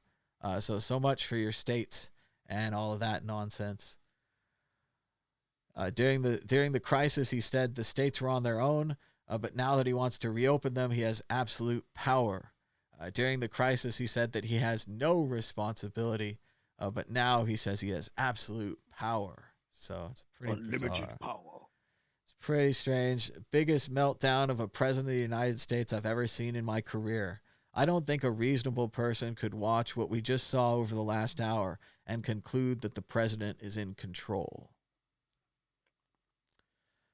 Total authority. Absolute power. Let's see. Keep going here. We're trying to get past this thing. We talked about Trump's friend. He had no emotion for him. He talked about Trump refuses to acknowledge any mistakes. That's a solid chyron. That really nails it. More deranged in this press briefing than Saddam Hussein when they pulled him out of that hole in the ground. It's not total, Mr. President. It's totally appalling and totally wrong. He hates his authority being questioned. He has absolute power. He has contempt for the law. What did you do in February? Here's what I did in January and March. What did you do in February? Here's what I did in January and March. What did you do in February? It's pretty easy to destroy this guy. All you need is a calendar. Just repeat February, the second month. It wasn't just me who thought that Trump was very cold, talking about his friend who passed away. All Trump could talk about was how excited Stanley was for Trump to be president. Trump used someone else's death only to promote himself. It was a stunning description. Here it is right here. Let's go ahead and watch it. Again, a person without emotions, a sociopath. I'll go ahead and pull up the description during this video. But a sociopath is a person who can't show emotions. Now, I agree we all want to hide our emotions in public. We don't want to be embarrassed, crying and so forth. You know, you want to hold things in. But just look at this man's emotions as he talks about his friend who passed away. I'm sure you'll all agree, just like I would, this is perfectly normal human reaction. Thank you. Stanley Shera is a friend of mine for a long time. He's a great real estate person. Passed away, was a great real estate person. Great. Sort of a legend in New York real estate. He called me a couple of weeks ago, said he's tested positive. Stanley's in his early to mid 80s, I guess. And Stanley went to the hospital, and he never came out. He went into a coma. He was unconscious for a long period of time, and he never made it. A great man. He left very charitable, really a great philanthropist, a very, very successful person in Manhattan in the real estate business. So I got to know him a lot. He was so excited when his friend from New York became the president of the United States. He was like a young boy. And he was not a young boy, but he was like a young boy. He was so excited. He thought we'd do such a good job, and he was so happy. And he was very proud of what we've done in this administration. But he was tested positive, and unfortunately, he didn't make it. To me, it's a very sad thing. Thank you all very much. Thank you. It's very sad, but it was really nice that how excited his friend was when he heard that his friend Trump was president. That's something to really. It was a big moment in his life, clearly, that his friend has become president. Probably about the only thing worth mentioning about the man's life. And clearly the only moment they had together. Certainly golfing together and hunting together and all the years of being friends. It was that moment that rose to the top. So in case you're wondering, a psychopath doesn't have a conscience. If he lies to you so he can steal your money, he won't feel any moral qualms, though he may pretend to. He may observe others and then act the way they do, so he's not found out. On the other hand, a sociopath typically has a conscience, but it's weak. He may know that taking your money is wrong, and he might feel some guilt or remorse, but that won't stop his behavior. Both lack empathy, the ability to stand in someone else's shoes and understand how they feel, but a psychopath has less regard for others. Someone with this personality type sees others as objects he can use for his own benefit. Lovely guy. So maybe he's more of a psychopath, less of a sociopath, right? We really have to get our terms apt here. He just implicated his own staff in Hatch Act violations. That's right. We've got a campaign finance reform issue right here. The president says the video was produced by White House staff and not outside campaign team. So that you can wrap that up. That's a campaign finance reform violation. That's a felony. So a good one there. The whole month of February, what was Trump doing? This is great for you guys. Remember, this is when people were getting ready to get infected and to die from this disease. He held campaign rallies February 10th in New Hampshire, February 19th in Arizona, February 20th in Colorado, February 23rd in my home state of Nevada. All right. February 28th in South Carolina. So he was busy doing things. He just wasn't preparing for the virus. Even though he shut down China in January, in February, he did nothing but play golf and go to campaign rallies.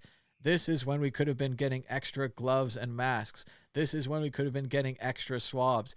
This is when we could have actually been building the ventilators so we'd have a chance to use them. But we did nothing. And again, you're fine with that. Everyone's fine with that. You're like, did nothing. I think it's great.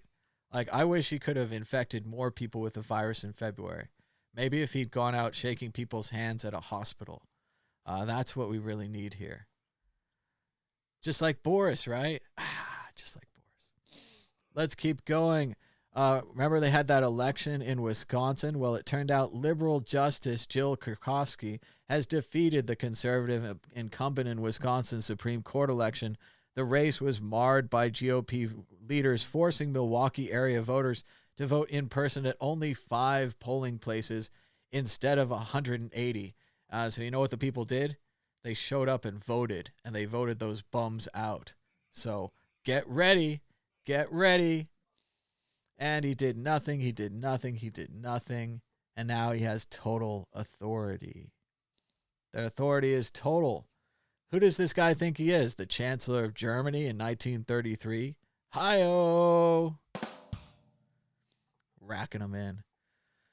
Shout out to Bitfinex. Maybe they could add daily change in volume to their Bitcoin API. That would be cool. Then I could read that.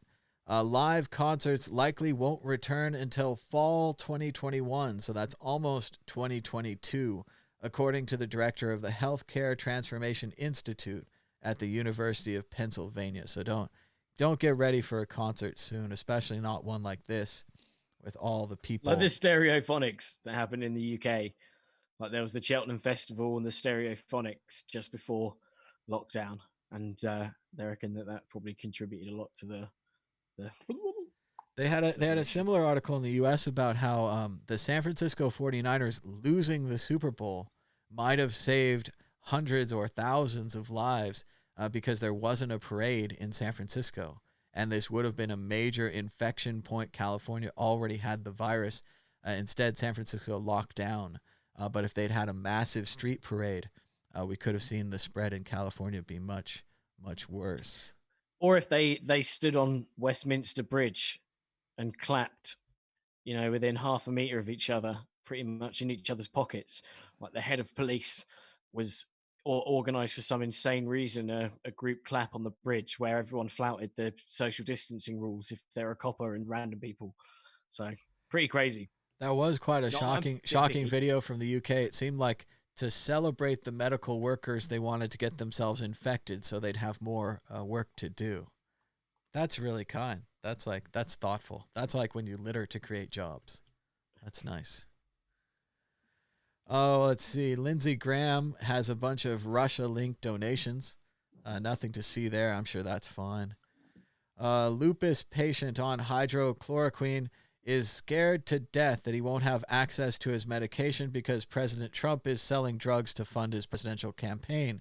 There's no evidence that this medicine works for COVID-19, but it works for lupus, and it's saving this guy's life, and he might not be able to get the medicine because of this bizarre press campaign for a lupus and malaria drug. Certainly if it helps, doctors should use it. Certainly if it helps, scientists should write about it.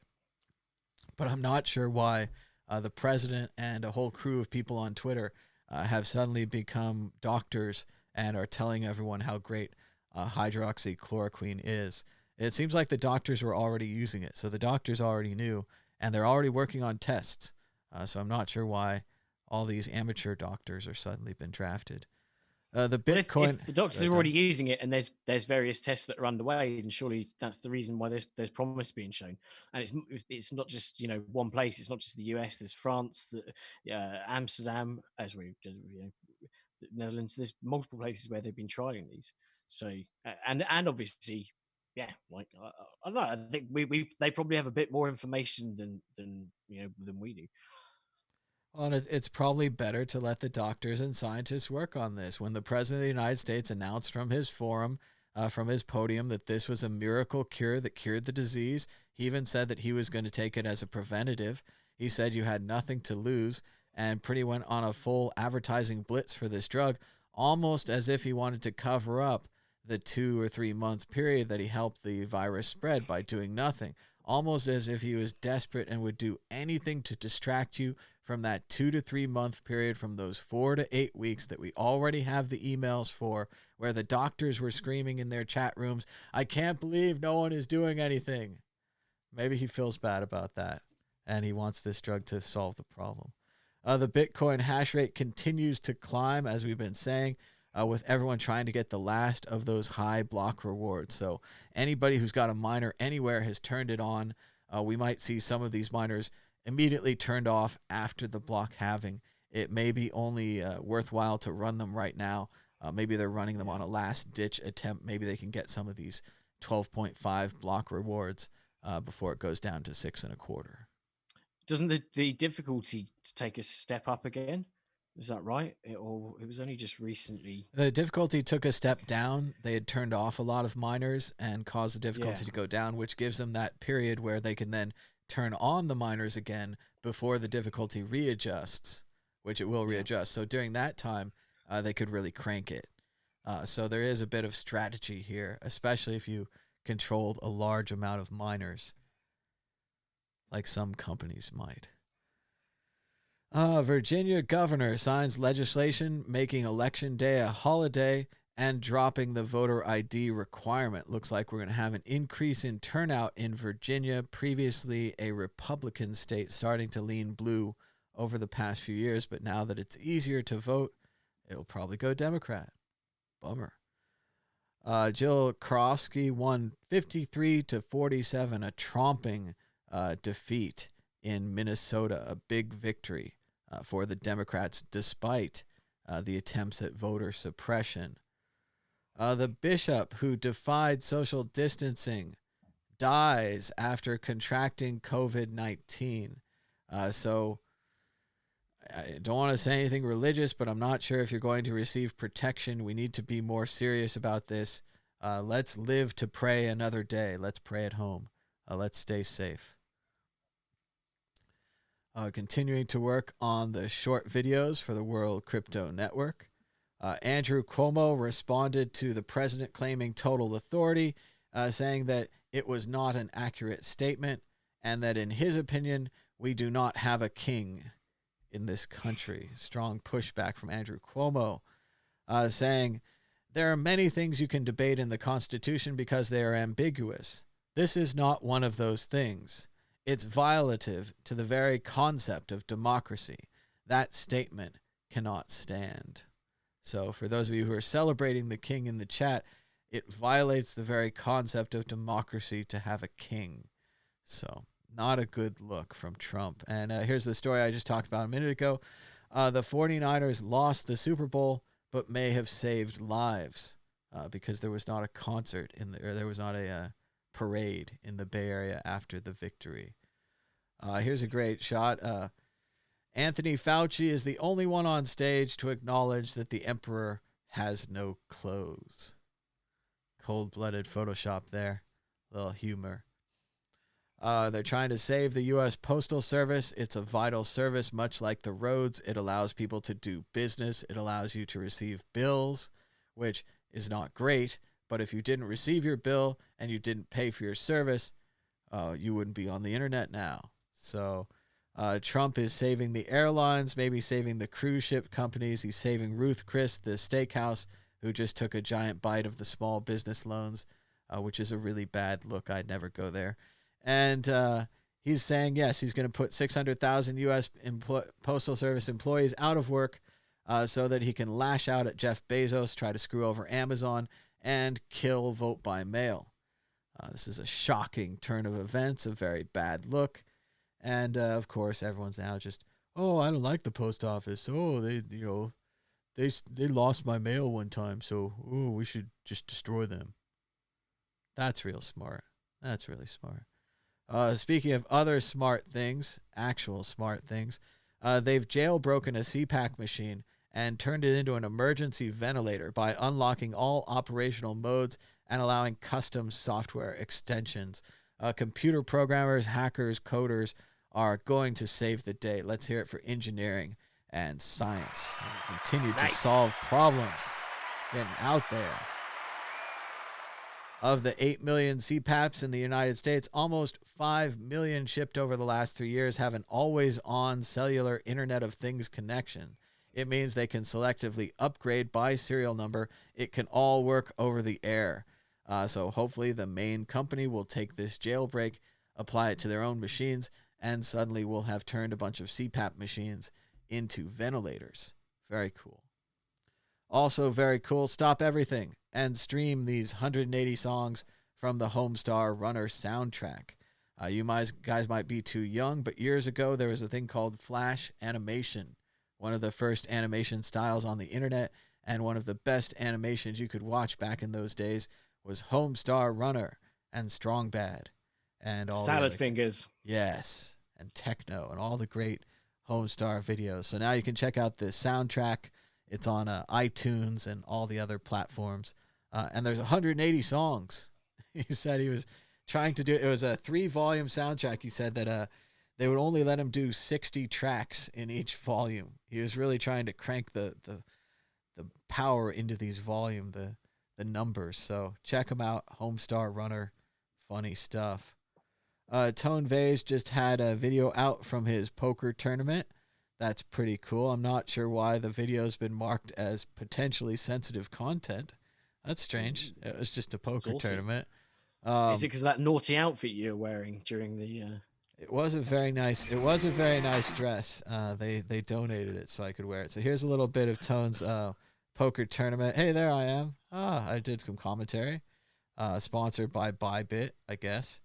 And there it is, the unconfiscatable poker tournament. Max Kaiser was there, and shocking turn of events there in the end. I know you guys wouldn't believe it, but Tone won. Tone won his own poker tournament at his own conference. So pretty amazing. He had some incredible lucky hands. I think at one point it was Ace 8 versus Ace 3, and Tone had the Ace 3, and he drew like 2 3s on the cards.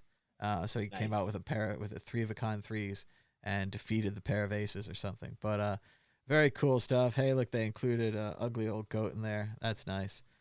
Check out Tone Vase's poker tournament. There's a cool video of that out right now. Government aid is coming to airlines. Too bad they're laying off their employees. Should have put a rule in there. And a few days ago, we celebrated our 1-year anniversary of Dan, Crypto Raptor, myself, and BTC Socialist, who held the camera, claiming Stonehenge for Bitcoin. I'm going to go ahead and mute it here. We played a little bit of the God Save the Queen song here. And I misspelled the word government. There it is. Government with an N. But yes, this was us claiming Stonehenge for Bitcoin from last year, filmed by BTC Socialist. There it is. A very high definition, nice looking video here. I think it's the iPhone camera from last year. The real Stonehenge in the background. Those are the real rocks. We don't have that much footage of us actually waving the flag. We were quickly interrupted by an English Heritage Guardsman who was very upset that we were waving any flag. Maybe it would block people's view. Maybe they just don't like flags. But he was especially incensed when he learned it was a Bitcoin flag. Almost as if he had been warned by the Central Bank of England not to allow Bitcoin flags to be flown at Stonehenge. Certainly, the resulting disaster could produce coronavirus or something. Who knows? But we flew the flag anyway. It was fun. But there's Dan continuing to hold the flag in defiance of the monitor, the sensor. And you can see at the end of this video, he comes up with his mighty hand to stop the Bitcoin flag from flying. Oh, there he is. Boo. Boo this man. Boo. And there he is. He's going to take our flag. No, you can't take our flag. How dare you touch our flag? Oh. What an asshat. Yeah. It was not a good look. And then they followed us around like criminals for the rest of our visit. So it was a bit unnerving, thinking that you're going to be thrown out of a big field at some point, embarrassed in front of the other tourists. But it was a bit of a bummer. You couldn't actually touch. You couldn't actually touch the Stonehenge. They had like a big barrier, and that's mainly what the guys were there to keep you from touching it and gaining magical powers, the ability to move paper with your mind. On the winter and summer solstice, they open it up so that all the hippies and druids go down there, and like my sister used to go down raving. You could just, they're like up all night. Everyone's kind of raving, as it were. And sounds pretty interesting. I'm pretty sure they still do it as well. Maybe not during coronavirus. I'd definitely like to go back there for that. That would be a lot of fun. I also heard that in England, if you find any treasure or old Roman gold in the ground, that it belongs to the king, because people were trying to bury those so they could avoid paying taxes, maybe hand it on to the descendants or whatever. But no, king won't have that. But actually, I see that as a good thing. If it wasn't for the damn coronavirus, I think I would already be in England with a metal detector searching for that sweet, sweet Roman gold.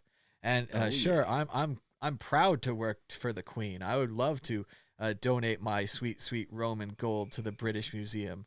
I'll take some pictures first, and I'll show people, and I'll hold Roman gold and whatever else we can do. But I think it would be super fun to go digging in England with some new high-tech fancy metal detector, better than the old ones, to get that hidden Roman gold and stuff. So I was me and my friend Normski, we drove up to Scotland, and then from down south, and went across to the Orkney Islands, and we went and watched a dig at one of the old school places. Can't remember what it's called now, Skagalowdagan or something like that. But they found, on the day that we were there, they found like a mini axe that they guessed that was roughly from the Mesolithic period, and they were like they were pumped about it. They were like, yeah, woo! And it felt pretty good. It was pissing it down, but we stayed and watched it. It was awesome. I'm pumped for them. When I was in Greece, they were working on something in Sardinia, near the coast, where they had put up sandbags and were holding back the ocean so that they could dig up this temple. And I was like, whoa, I'm in Greece. I'm close to that. Maybe I could go there. And it was logistically impossible. I don't have a car or anything, but man, it'd be neat to go to an archaeological site, or to go to a dig or something like that, or even just to go to Stonehenge and to fly the Bitcoin flag. Of course, much like these guys, I thought Stonehenge would be bigger. That looks a little small. You need some kind of midget to dance around that, some kind of little person. That's politically incorrect to say midget these days, but it was in the film. But yeah, a little classic Stonehenge from Spinal Tap there. This is Spinal Tap. Great movie. Let's keep moving. Rainn Wilson from The Office woke up. He said, I had a bad dream that the U.S. was cutting funding to the World Health Organization during a deadly global pandemic. Oh, bummer. That's true. Sorry about that, Rainn. Governor Ron DeSantis of Florida, Idiocracy needs to be reclassified as the first ever prophetical documentary on IMDb. He says that there's a big problem in Florida.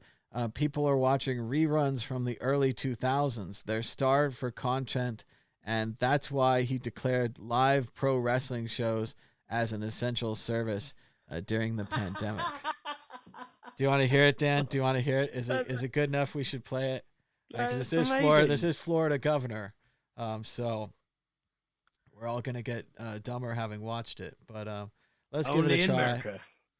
Here's the governor of Florida explaining why he approved wrestling shows during the pandemic, which again is terrible for the wrestlers. We're talking physical, skin-to-skin content, sweat-to-sweat content, like putting your hands in people's faces, like Disaster, guys, disaster. But let's see why we need this in Florida. But we haven't made any decision yet here. So. Other types of business for exemptions to essential businesses. Like you've given WWE, for example, the ability to function. So as people, that Disney asked to have some of the gardening people be able to go because they have all the millions of dollars worth of stuff there, and it would just go bad. And then we said, okay, is there going to be social distance? Yeah, people are going to go out and work themselves. Obviously, WWE, there's no crowd or anything, so it's a very, very small number of people. So we just kind of look at it on a case-by-case basis. We haven't had a huge amount of requests. I mean, so I think a lot of this will just be, what do we look like in May with some of this rather than being able to do stuff. Now, the one thing, though, I do support is I think that we do need to support content, especially sports and events. And we're not going to have crowds there. I get that. But if we can do, if NASCAR does a race and can televise it without having large crowds, I think that's a good thing. I'd like to see Woods and Mickelson do the golf or whatever, because that's social distance. You wouldn't have a gallery there. You wouldn't have crowds. But to put that on TV, I think people have been starved for content. I mean, we haven't had a lot of new content since the beginning of March. Here we are now, or the middle of March. Here we are, the middle of April. And if people are, being told to stay closer to the house, it sure does help to have some fresh things to be able to do. And I think people are chomping at the bit. I mean, if you think about it, we've never had a period like this in modern American history where you've had such little new content, particularly in the sporting realm. I mean, people are watching. We're watching reruns from the early 2000s, watching Tom Brady do the Super Bowl then, which is neat because he's going to be in Tampa, and I think they got a chance to win a Super Bowl this year. But I think people. To be able to have some light at the end of the tunnel, see that things may get back on a better course. I think from just a psychological perspective, I think is a good thing. So. Thanks, everybody. Yeah, I would exit after that question too. I wouldn't stick around. That was pretty classic there. Florida governor supporting reopening wrestling because there's not enough TV. People are watching repeats from the 2000s. They're watching Tom Brady win the Super Bowl. This is so horrible. If only we had stocked up on more television. The Strategic National Television Reserve is actually running very thin. That's why we've launched the local host and the late night hosts who continue to spread the word even as they broadcast from home. And that's why we're suggesting that you should check out the show Money Heist on Netflix. Money Heist is a very cool Spanish Spanish television show called, the real title is actually even better, La Casa de Papel, which even gets you right into what they're actually doing, which is they're robbing the Spanish mint. And I'm sure you guys thought like I do, well, why would you rob the mint? That's where they print the money. But what if you could print the money? So check out Money Heist on Netflix. It's a cool show. In case you're in trouble, like the governor says, you have nothing to watch. My goodness. But Dan, what do you think about his idea that we should reopen wrestling, football, NASCAR? This is from a governor. This is an advanced high-level position. This is one of 50. I mean, it's all good and well saying, we need to start thinking about this phased approach, but it's pretty silly to think that, or to say that, we're starved of content. I mean, every day that goes by, there's, so many hours of content being added around the world of stuff to watch that, you would, every day there's a lifetime of stuff, that's being added. So I think it's just a bit crazy. They've picked certain things like WWE, but we do have to start thinking about how to scale back into society without being, too crazy and doing it all at once. And it's funny, again, I'm reminded of this classic bit from the Eric Andre show where Hannibal Buress, the comedian, is joking with one of the guests, as they do often. It's a mock talk show. It's not a real talk show. It's a joke. But they'll go to the guests, and they were like, he said, do you think they could just stop making movies? Like, I missed a few, and I need 6 months to catch up. Do you think they could just stop making movies for 6 months? It would really help me out, give me a chance to catch up. And Hannibal's right on the money today. I mean, this governor would be right there with him, even though it's a joke talk show. Yeah, he's saying that people are watching reruns. It's just incredible. People are dying in Florida. The governor is worried about them watching reruns, and and legalizing wrestling shows. It's probably going to come out later. I'm sure the wrestling people are huge supporters of the governor, and they're very happy to have sent him all that money. And the governor was very happy to receive it. And I'm sure wrestling's a big business down in Florida, and they wanted to keep it going. But just a bad look, and also a complete lack of concern for the wrestlers involved. Making skin-to-skin content with all these other people, who knows where they've been. And that's basically the thing that's going to echo in your head every time you try to eat food prepared by another person. Who knows where these people have been?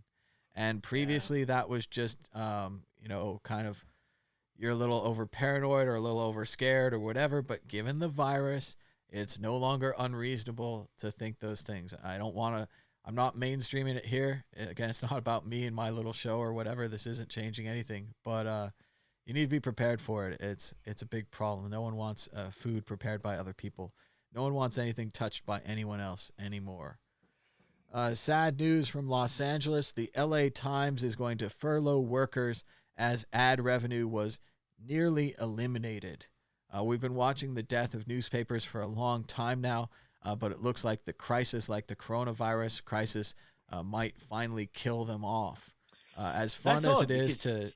Go ahead, Dan. You'd think that right now people have got nothing to do. Surely this is the time when YouTube, newspaper sites, all of those are going to be getting the most traffic. It's news. It's a news heaven right now, right?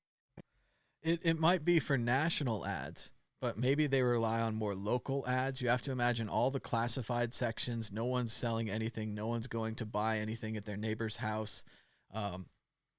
Real estate advertisements. No one's trying to sell houses right now, sell cars right now. All their sale ads probably went down completely. Whereas YouTube can keep sending out more of a national ad, more of a generic ad. The LA Times might just be in trouble ad-wise. And it was probably part of a continuing trend.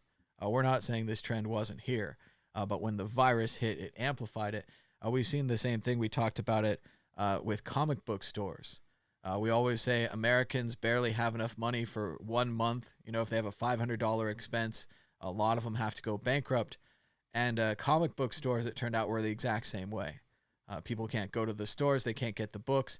The stores are going out of business. The company that actually distributes the comic books, that picks them up and ships them to stores, they're going out of business. The entire supply chain for comic books is essentially gone. And I know you're laughing and, just do the internet. But there are a lot of people who do like physical comic books. It's an art medium. Sometimes the pictures look better on paper. We've been printing on paper for a long time. We can make it look really nice, as well as just the monthly type subscription nature of comic books. But yeah, comic books, newspapers might be two of the unexpected fatalities to the coronavirus. Let's see. Trump. Oh, yeah, this is a good one. We'd be remiss if we didn't at least mention this. Trump's insistence that his name appear on the checks is slowing their delivery. So, yes, Trump slowed down the stimulus check so he could add his name on it so that you would know this money is coming from him. I'm told that the internal discussions, what he really wanted was for his signature, his famous Donald Trump scrawl, to be on there. But they said that would be pretty much impossible. But they could delay the checks for a couple of days. So if you're sitting at home and you have no food and no money and you really need that $1,200 government stimulus check and you don't have direct deposit, I'm sorry, your check's going to be delayed so the president's name could be added to the check. It's just like nothing else you can do. It's just, you can't. We could make this up. I wish we were making this up. April Fools, that's a hoax. That's a joke. No, I'm sorry, that's true. They delayed the stimulus checks so they could put his name on it.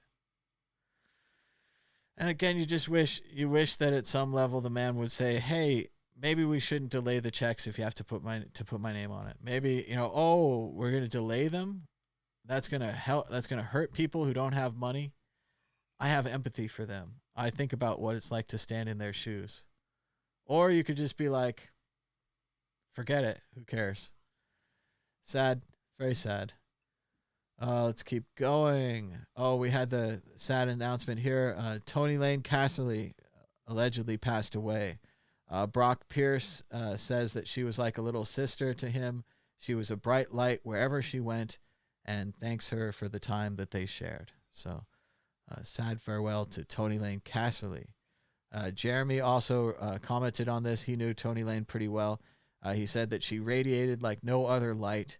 Sometimes she shined too bright, but only with the best intentions. He's never met anyone quite like Tony Lane, and he was shocked by her passing. Josh Gagala also commented on Tony Lane and wished her family and loved ones strength through this tough time.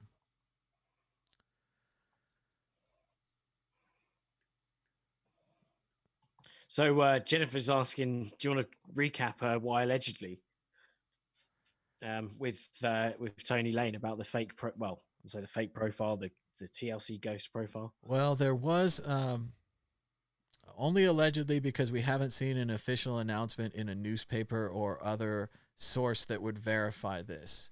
Right now, the main evidence for what this is happening is there's a screenshot of a Facebook post that's been reposted.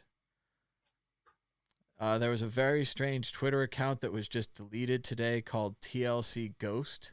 It had been sent around in some of the back channels. The Twitter account made very strange claims, allegedly saying perhaps that Tony Lane would be similar to, what's her name? Sarah Palmer from the Twin Peaks show. I think it's Sarah, Amanda, something like that. But it would be similar to the character from the Twin Peaks show where the woman is murdered. These posts started appearing in December of last year. Tony Lane is an artist. It's entirely possible that this is a hoax and she faked her own death. I don't have any evidence on that. I don't have any information on that. Allegedly, whatever. I don't know. But again, you with your own thing, and if it's all nonsense, I'm very sorry for bringing it up. I don't want to even really talk about it. But Dan said Jennifer wanted more information. So if you have more information on that, especially if you have just a link to a proper obituary, I would be glad to share that and just to put that to rest, be done with that. But, Twitter is what Twitter is, and people want to do what they want to do. So I don't know. We talked about social distancing, how now we need affordable internet more than ever.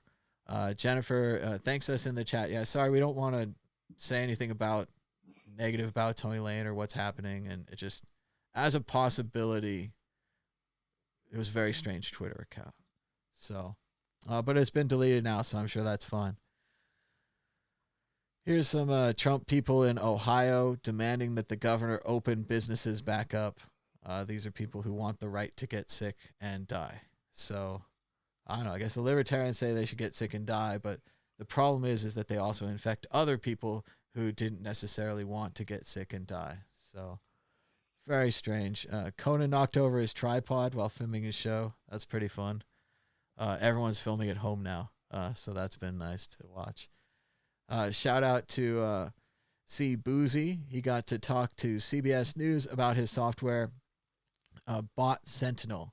This is very cool software. He analyzes Twitter, tries to find troll bots that amplify various hashtags and other fake news.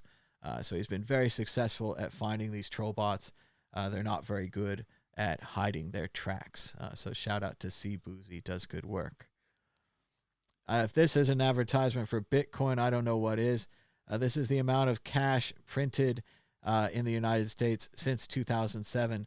The money supply has more than doubled in just these few years. So pretty shocking stuff.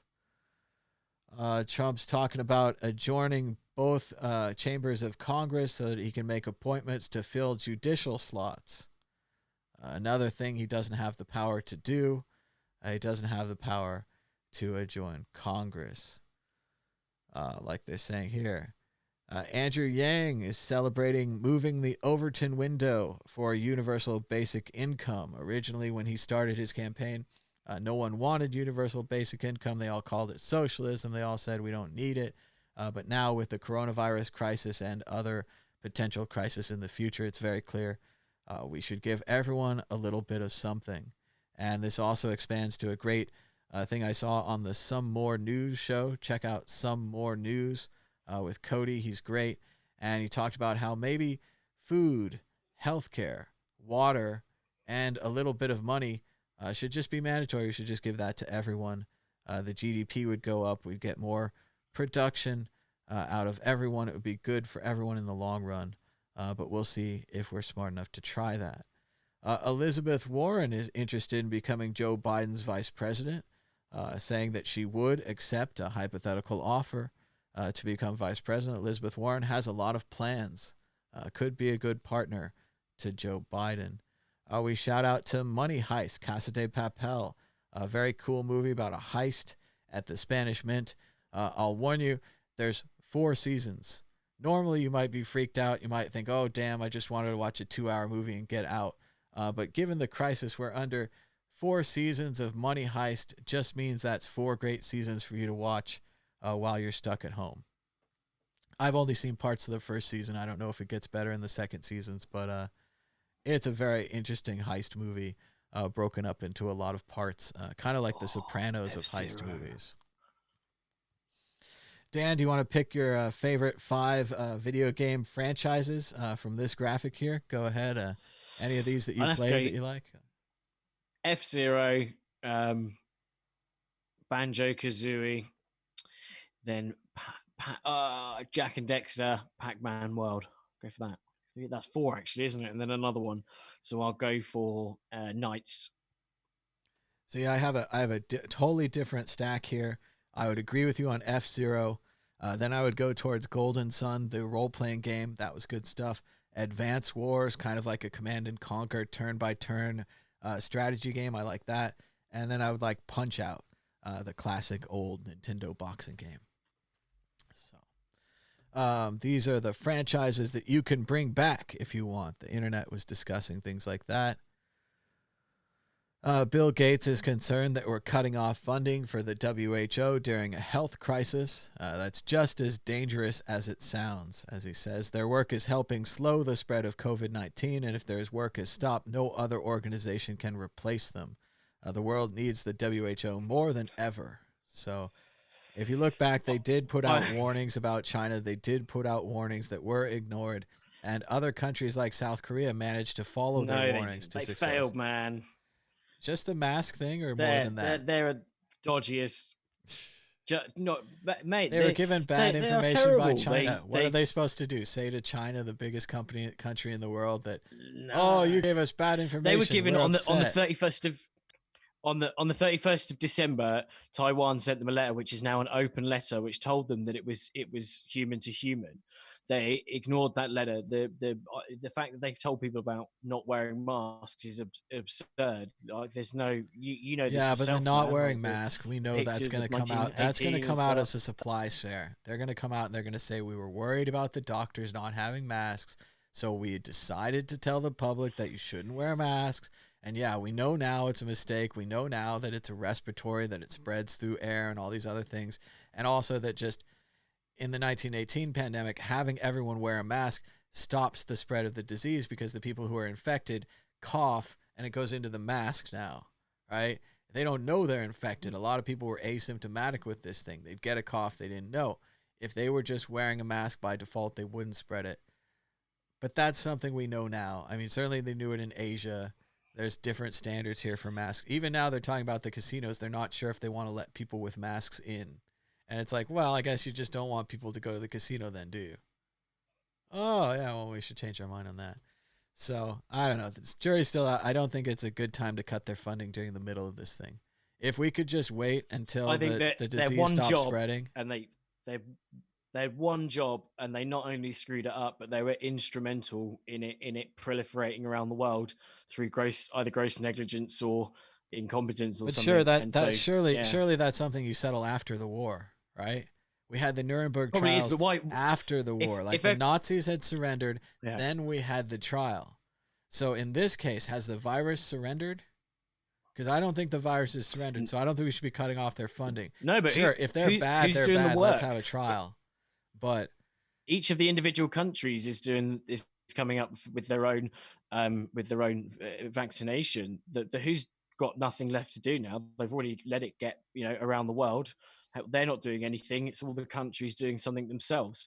The information's being shared country to country. It should have gone via the WHO, but they chose to ignore the Taiwan thing. I don't know. I just think, as you said with Trump and Fox and stuff, the full story is definitely going to come out, and there's going to be some heads rolling. It will. I just think we could wait till after to cut their funding, but that's just a timing issue. Yeah. Let's keep moving. That's fair. That's fair. Yeah, checks are slowed down. Oh yeah, this is another thing about the stimulus check. They didn't put any protections on this check. They could have put a protection saying that these checks couldn't be claimed, say for divorces, or if you owe the government money, or if you have a debt, things like that. Banks couldn't take the check because the idea for this check was you're out of money and you need to buy food, right? This was the you're out of money, you need to buy food check. But they say it turns out they didn't protect it, and banks could just take your check. So if you were in debt and you needed this money to buy food, the banks could just take your check. So a failure of Congress and then a greed issue from the banks. I'm not even sure why this money would even hit banks. We should just keep it away from them. But hot spots erupt in Farm Belt states where governors insist lockdowns aren't needed. It's almost like the virus continues to spread even into places that don't have the virus. It seems like not having the virus is just a precursor to having the virus. So we should be prepared. And instead we're going to open up states and try to improve the spread of the virus. That's not right. Bitcoin must be the reason the chart guys always predict both directions. It's always going up when they say down and down when they say up. Big story here. Science news. Astronomers saw a star dancing around a black hole, and it proves Einstein's theory was right. That's right. A star is being sucked into a black hole, and we can now see the orbit of the star around the black hole as it's drawn in to the singularity. This is the first time we've ever witnessed this. So it is pretty impressive, and it proves Einstein's theories about black holes were correct. So really amazing, interesting science story, far bigger than the other things happening right now. But of course, we're gonna ignore it for now and keep moving. New Zealand locked down before they had a single death, and they tested like crazy. It never accepted herd immunity or that loved ones would die. So it seems like if you don't have any deaths, you could lock down like New Zealand right here on the chart. Hardly maybe 20 cases in the entire country because they locked down before they had it. It almost seems like the way that you fight viruses is you do things before you need to do them. And if you wait until everyone has the virus, or if you let them go out to the beaches or the businesses and just get infected more, that you're going to have more cases, that you're going to have more dead. It's just what it seems like. All the evidence and all the facts. Those pesky facts. Another 5.2 million employees in America filed unemployment claims last week.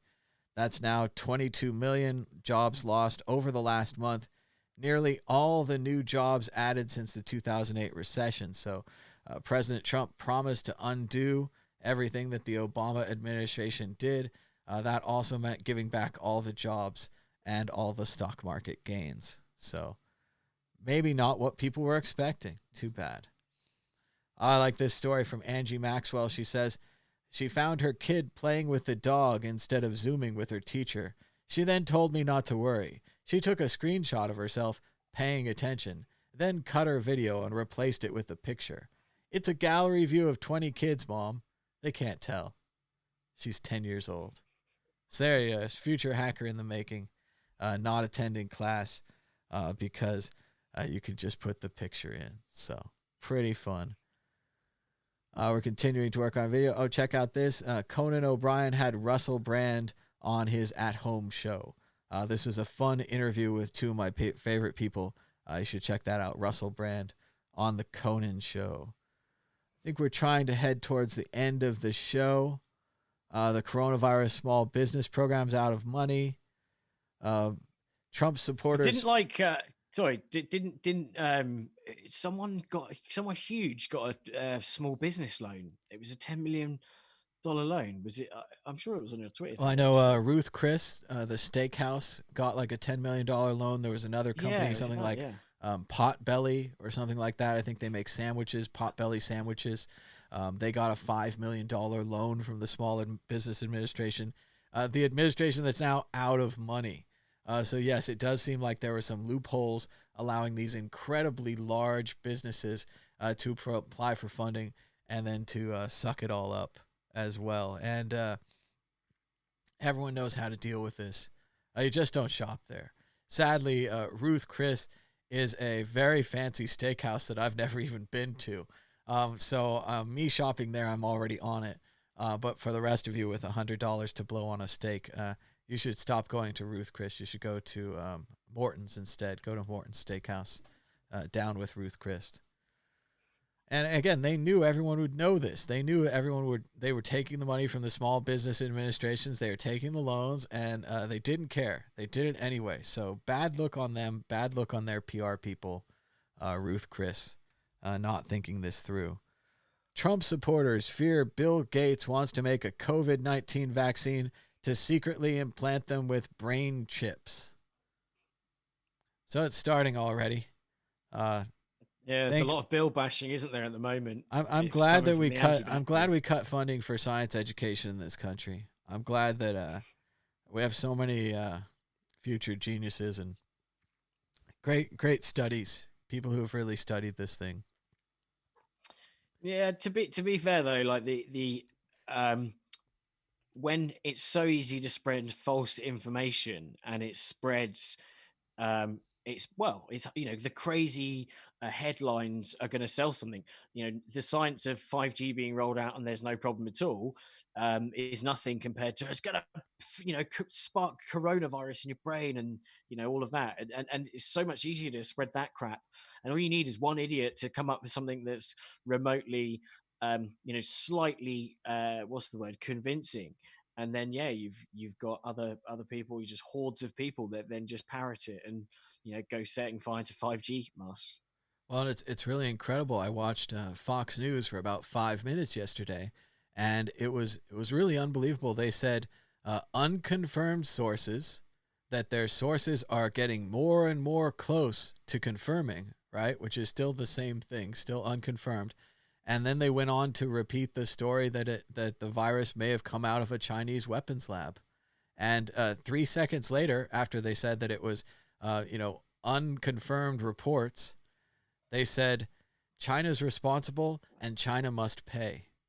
And if you were watching that as just a normal person that trusted Fox News and believed what you saw on TV, I suppose you would be full gangbusters against China and blaming them for every death in this crisis, which is hugely irresponsible and there isn't evidence for. And when there is evidence for, I will agree with you. But until that day, when you're still using unconfirmed sources and you're saying things like your sources are getting closer and closer to confirming, that's not the same as confirming. They actually confirm it or they don't confirm it. And when they confirm it, that's when you write about it. That's when you release the hounds, right? If you release the hounds prematurely, first of all, you're ruining our relationship with China, which is a big problem. They supply us with everything, obviously. And second of all, you're doing it for no reason and without evidence, falsely. So it's a pretty bad look, but that's happening apparently all the time on Fox News now. But I think we're going to head to the end of this show. We're going to save some of this news for tomorrow. We talked about the Tiger King today. Be sure to check back to the beginning of this show. We did a long update on the new episode of the Tiger King. If you haven't seen that yet, watch that. If you haven't seen the Tiger King, watch it as well. It's not that it's the greatest and most edifying program in all times, guaranteed to solve our problems, but it's a nice distraction and it's a fun show, and this is a good time for a distraction. So, Dan, anything you want to say in closing as we head towards the doors here? Who is poo? All right. Dan's not a fan of the WHO, but I'm sure if we looked back in time, they've done a lot of good things before they did a bad thing. Smallpox. So, they smashed smallpox. See, that was but that was like in the 60s or 70s or something, man. Like, politics and stuff. I think that there'll be an interesting run on the next couple of weeks of news, I think. Well, the Mets haven't won a World Series in a long time either. So sometimes we have to cruise on our old responsibilities. But thanks again to everybody for watching this show. Thanks for giving us a thumbs up and a share. Thanks for subscribing down below, hitting the bell for notifications. And we'll be back again. Oh, we didn't even do any international books. It's total ripoff. All right, Dan, we're going to let you go. I'm going to quickly show the people some international books. Everybody say goodbye to Dan. Take Bye, care, everyone. Dan. Thanks for joining. And Ciao, ciao.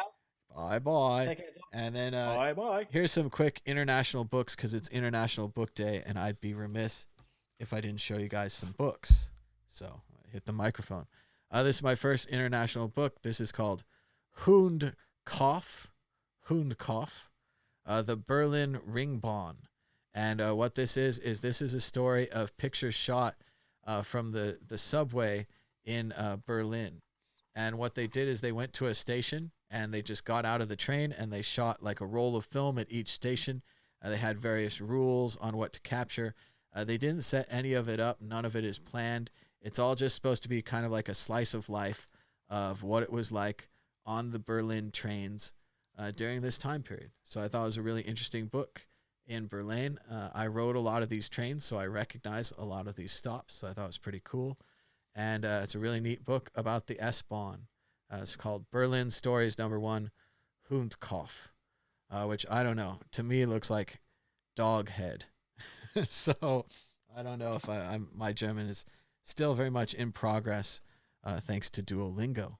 So you can do it too. I don't know shit about German, but Duolingo is teaching me everything. Thanks to everybody for hanging on for international books. I know you might not be too into this. This is a really cool art book I got at a museum in Nottingham, England. It's called In a Dream, You Saw a Way to Survive, and You Were Full of Joy. This is by Elizabeth Price, and it's very weird. It's basically reclining people and reclining objects. So things that are laying flat and laying prone. And it's a series of pictures that she felt are kind of on the same topic, that are kind of related to each other. So, wrong page, but there are some people lying down there. So recumbent people is what she's about here. Here's some people lying down. Something's going on there. But very interesting art book. I saw a piece of hers in Nottingham. It was a interactive video piece all about information being encrypted into ties and different mines that they dug into the earth, and that the mines were interconnected by water, and that you could perform a concert, and that the concert would travel through the water and through the various links to the different mines, and they'd be able to hear the concert. So very interesting art from Elizabeth Price in Nottingham, England, where I got to visit once. This is a small book called How to Be an Alien by George Mikes. And I think I picked this up in Austria, in Vienna, when I had a chance to visit there. Actually, here's some evidence. It's a ticket from Kundelberg. So it does look like I was in Vienna. But this is a very neat book about how to be an alien, how to be a foreigner in England. As it says in the back, this is a great humorist during his time. George Mike says, "The English have no soul. They have understatement instead. But they do have a sense of humor. They proved it by buying over 300,000 copies of a book that took them apart quietly and completely apart.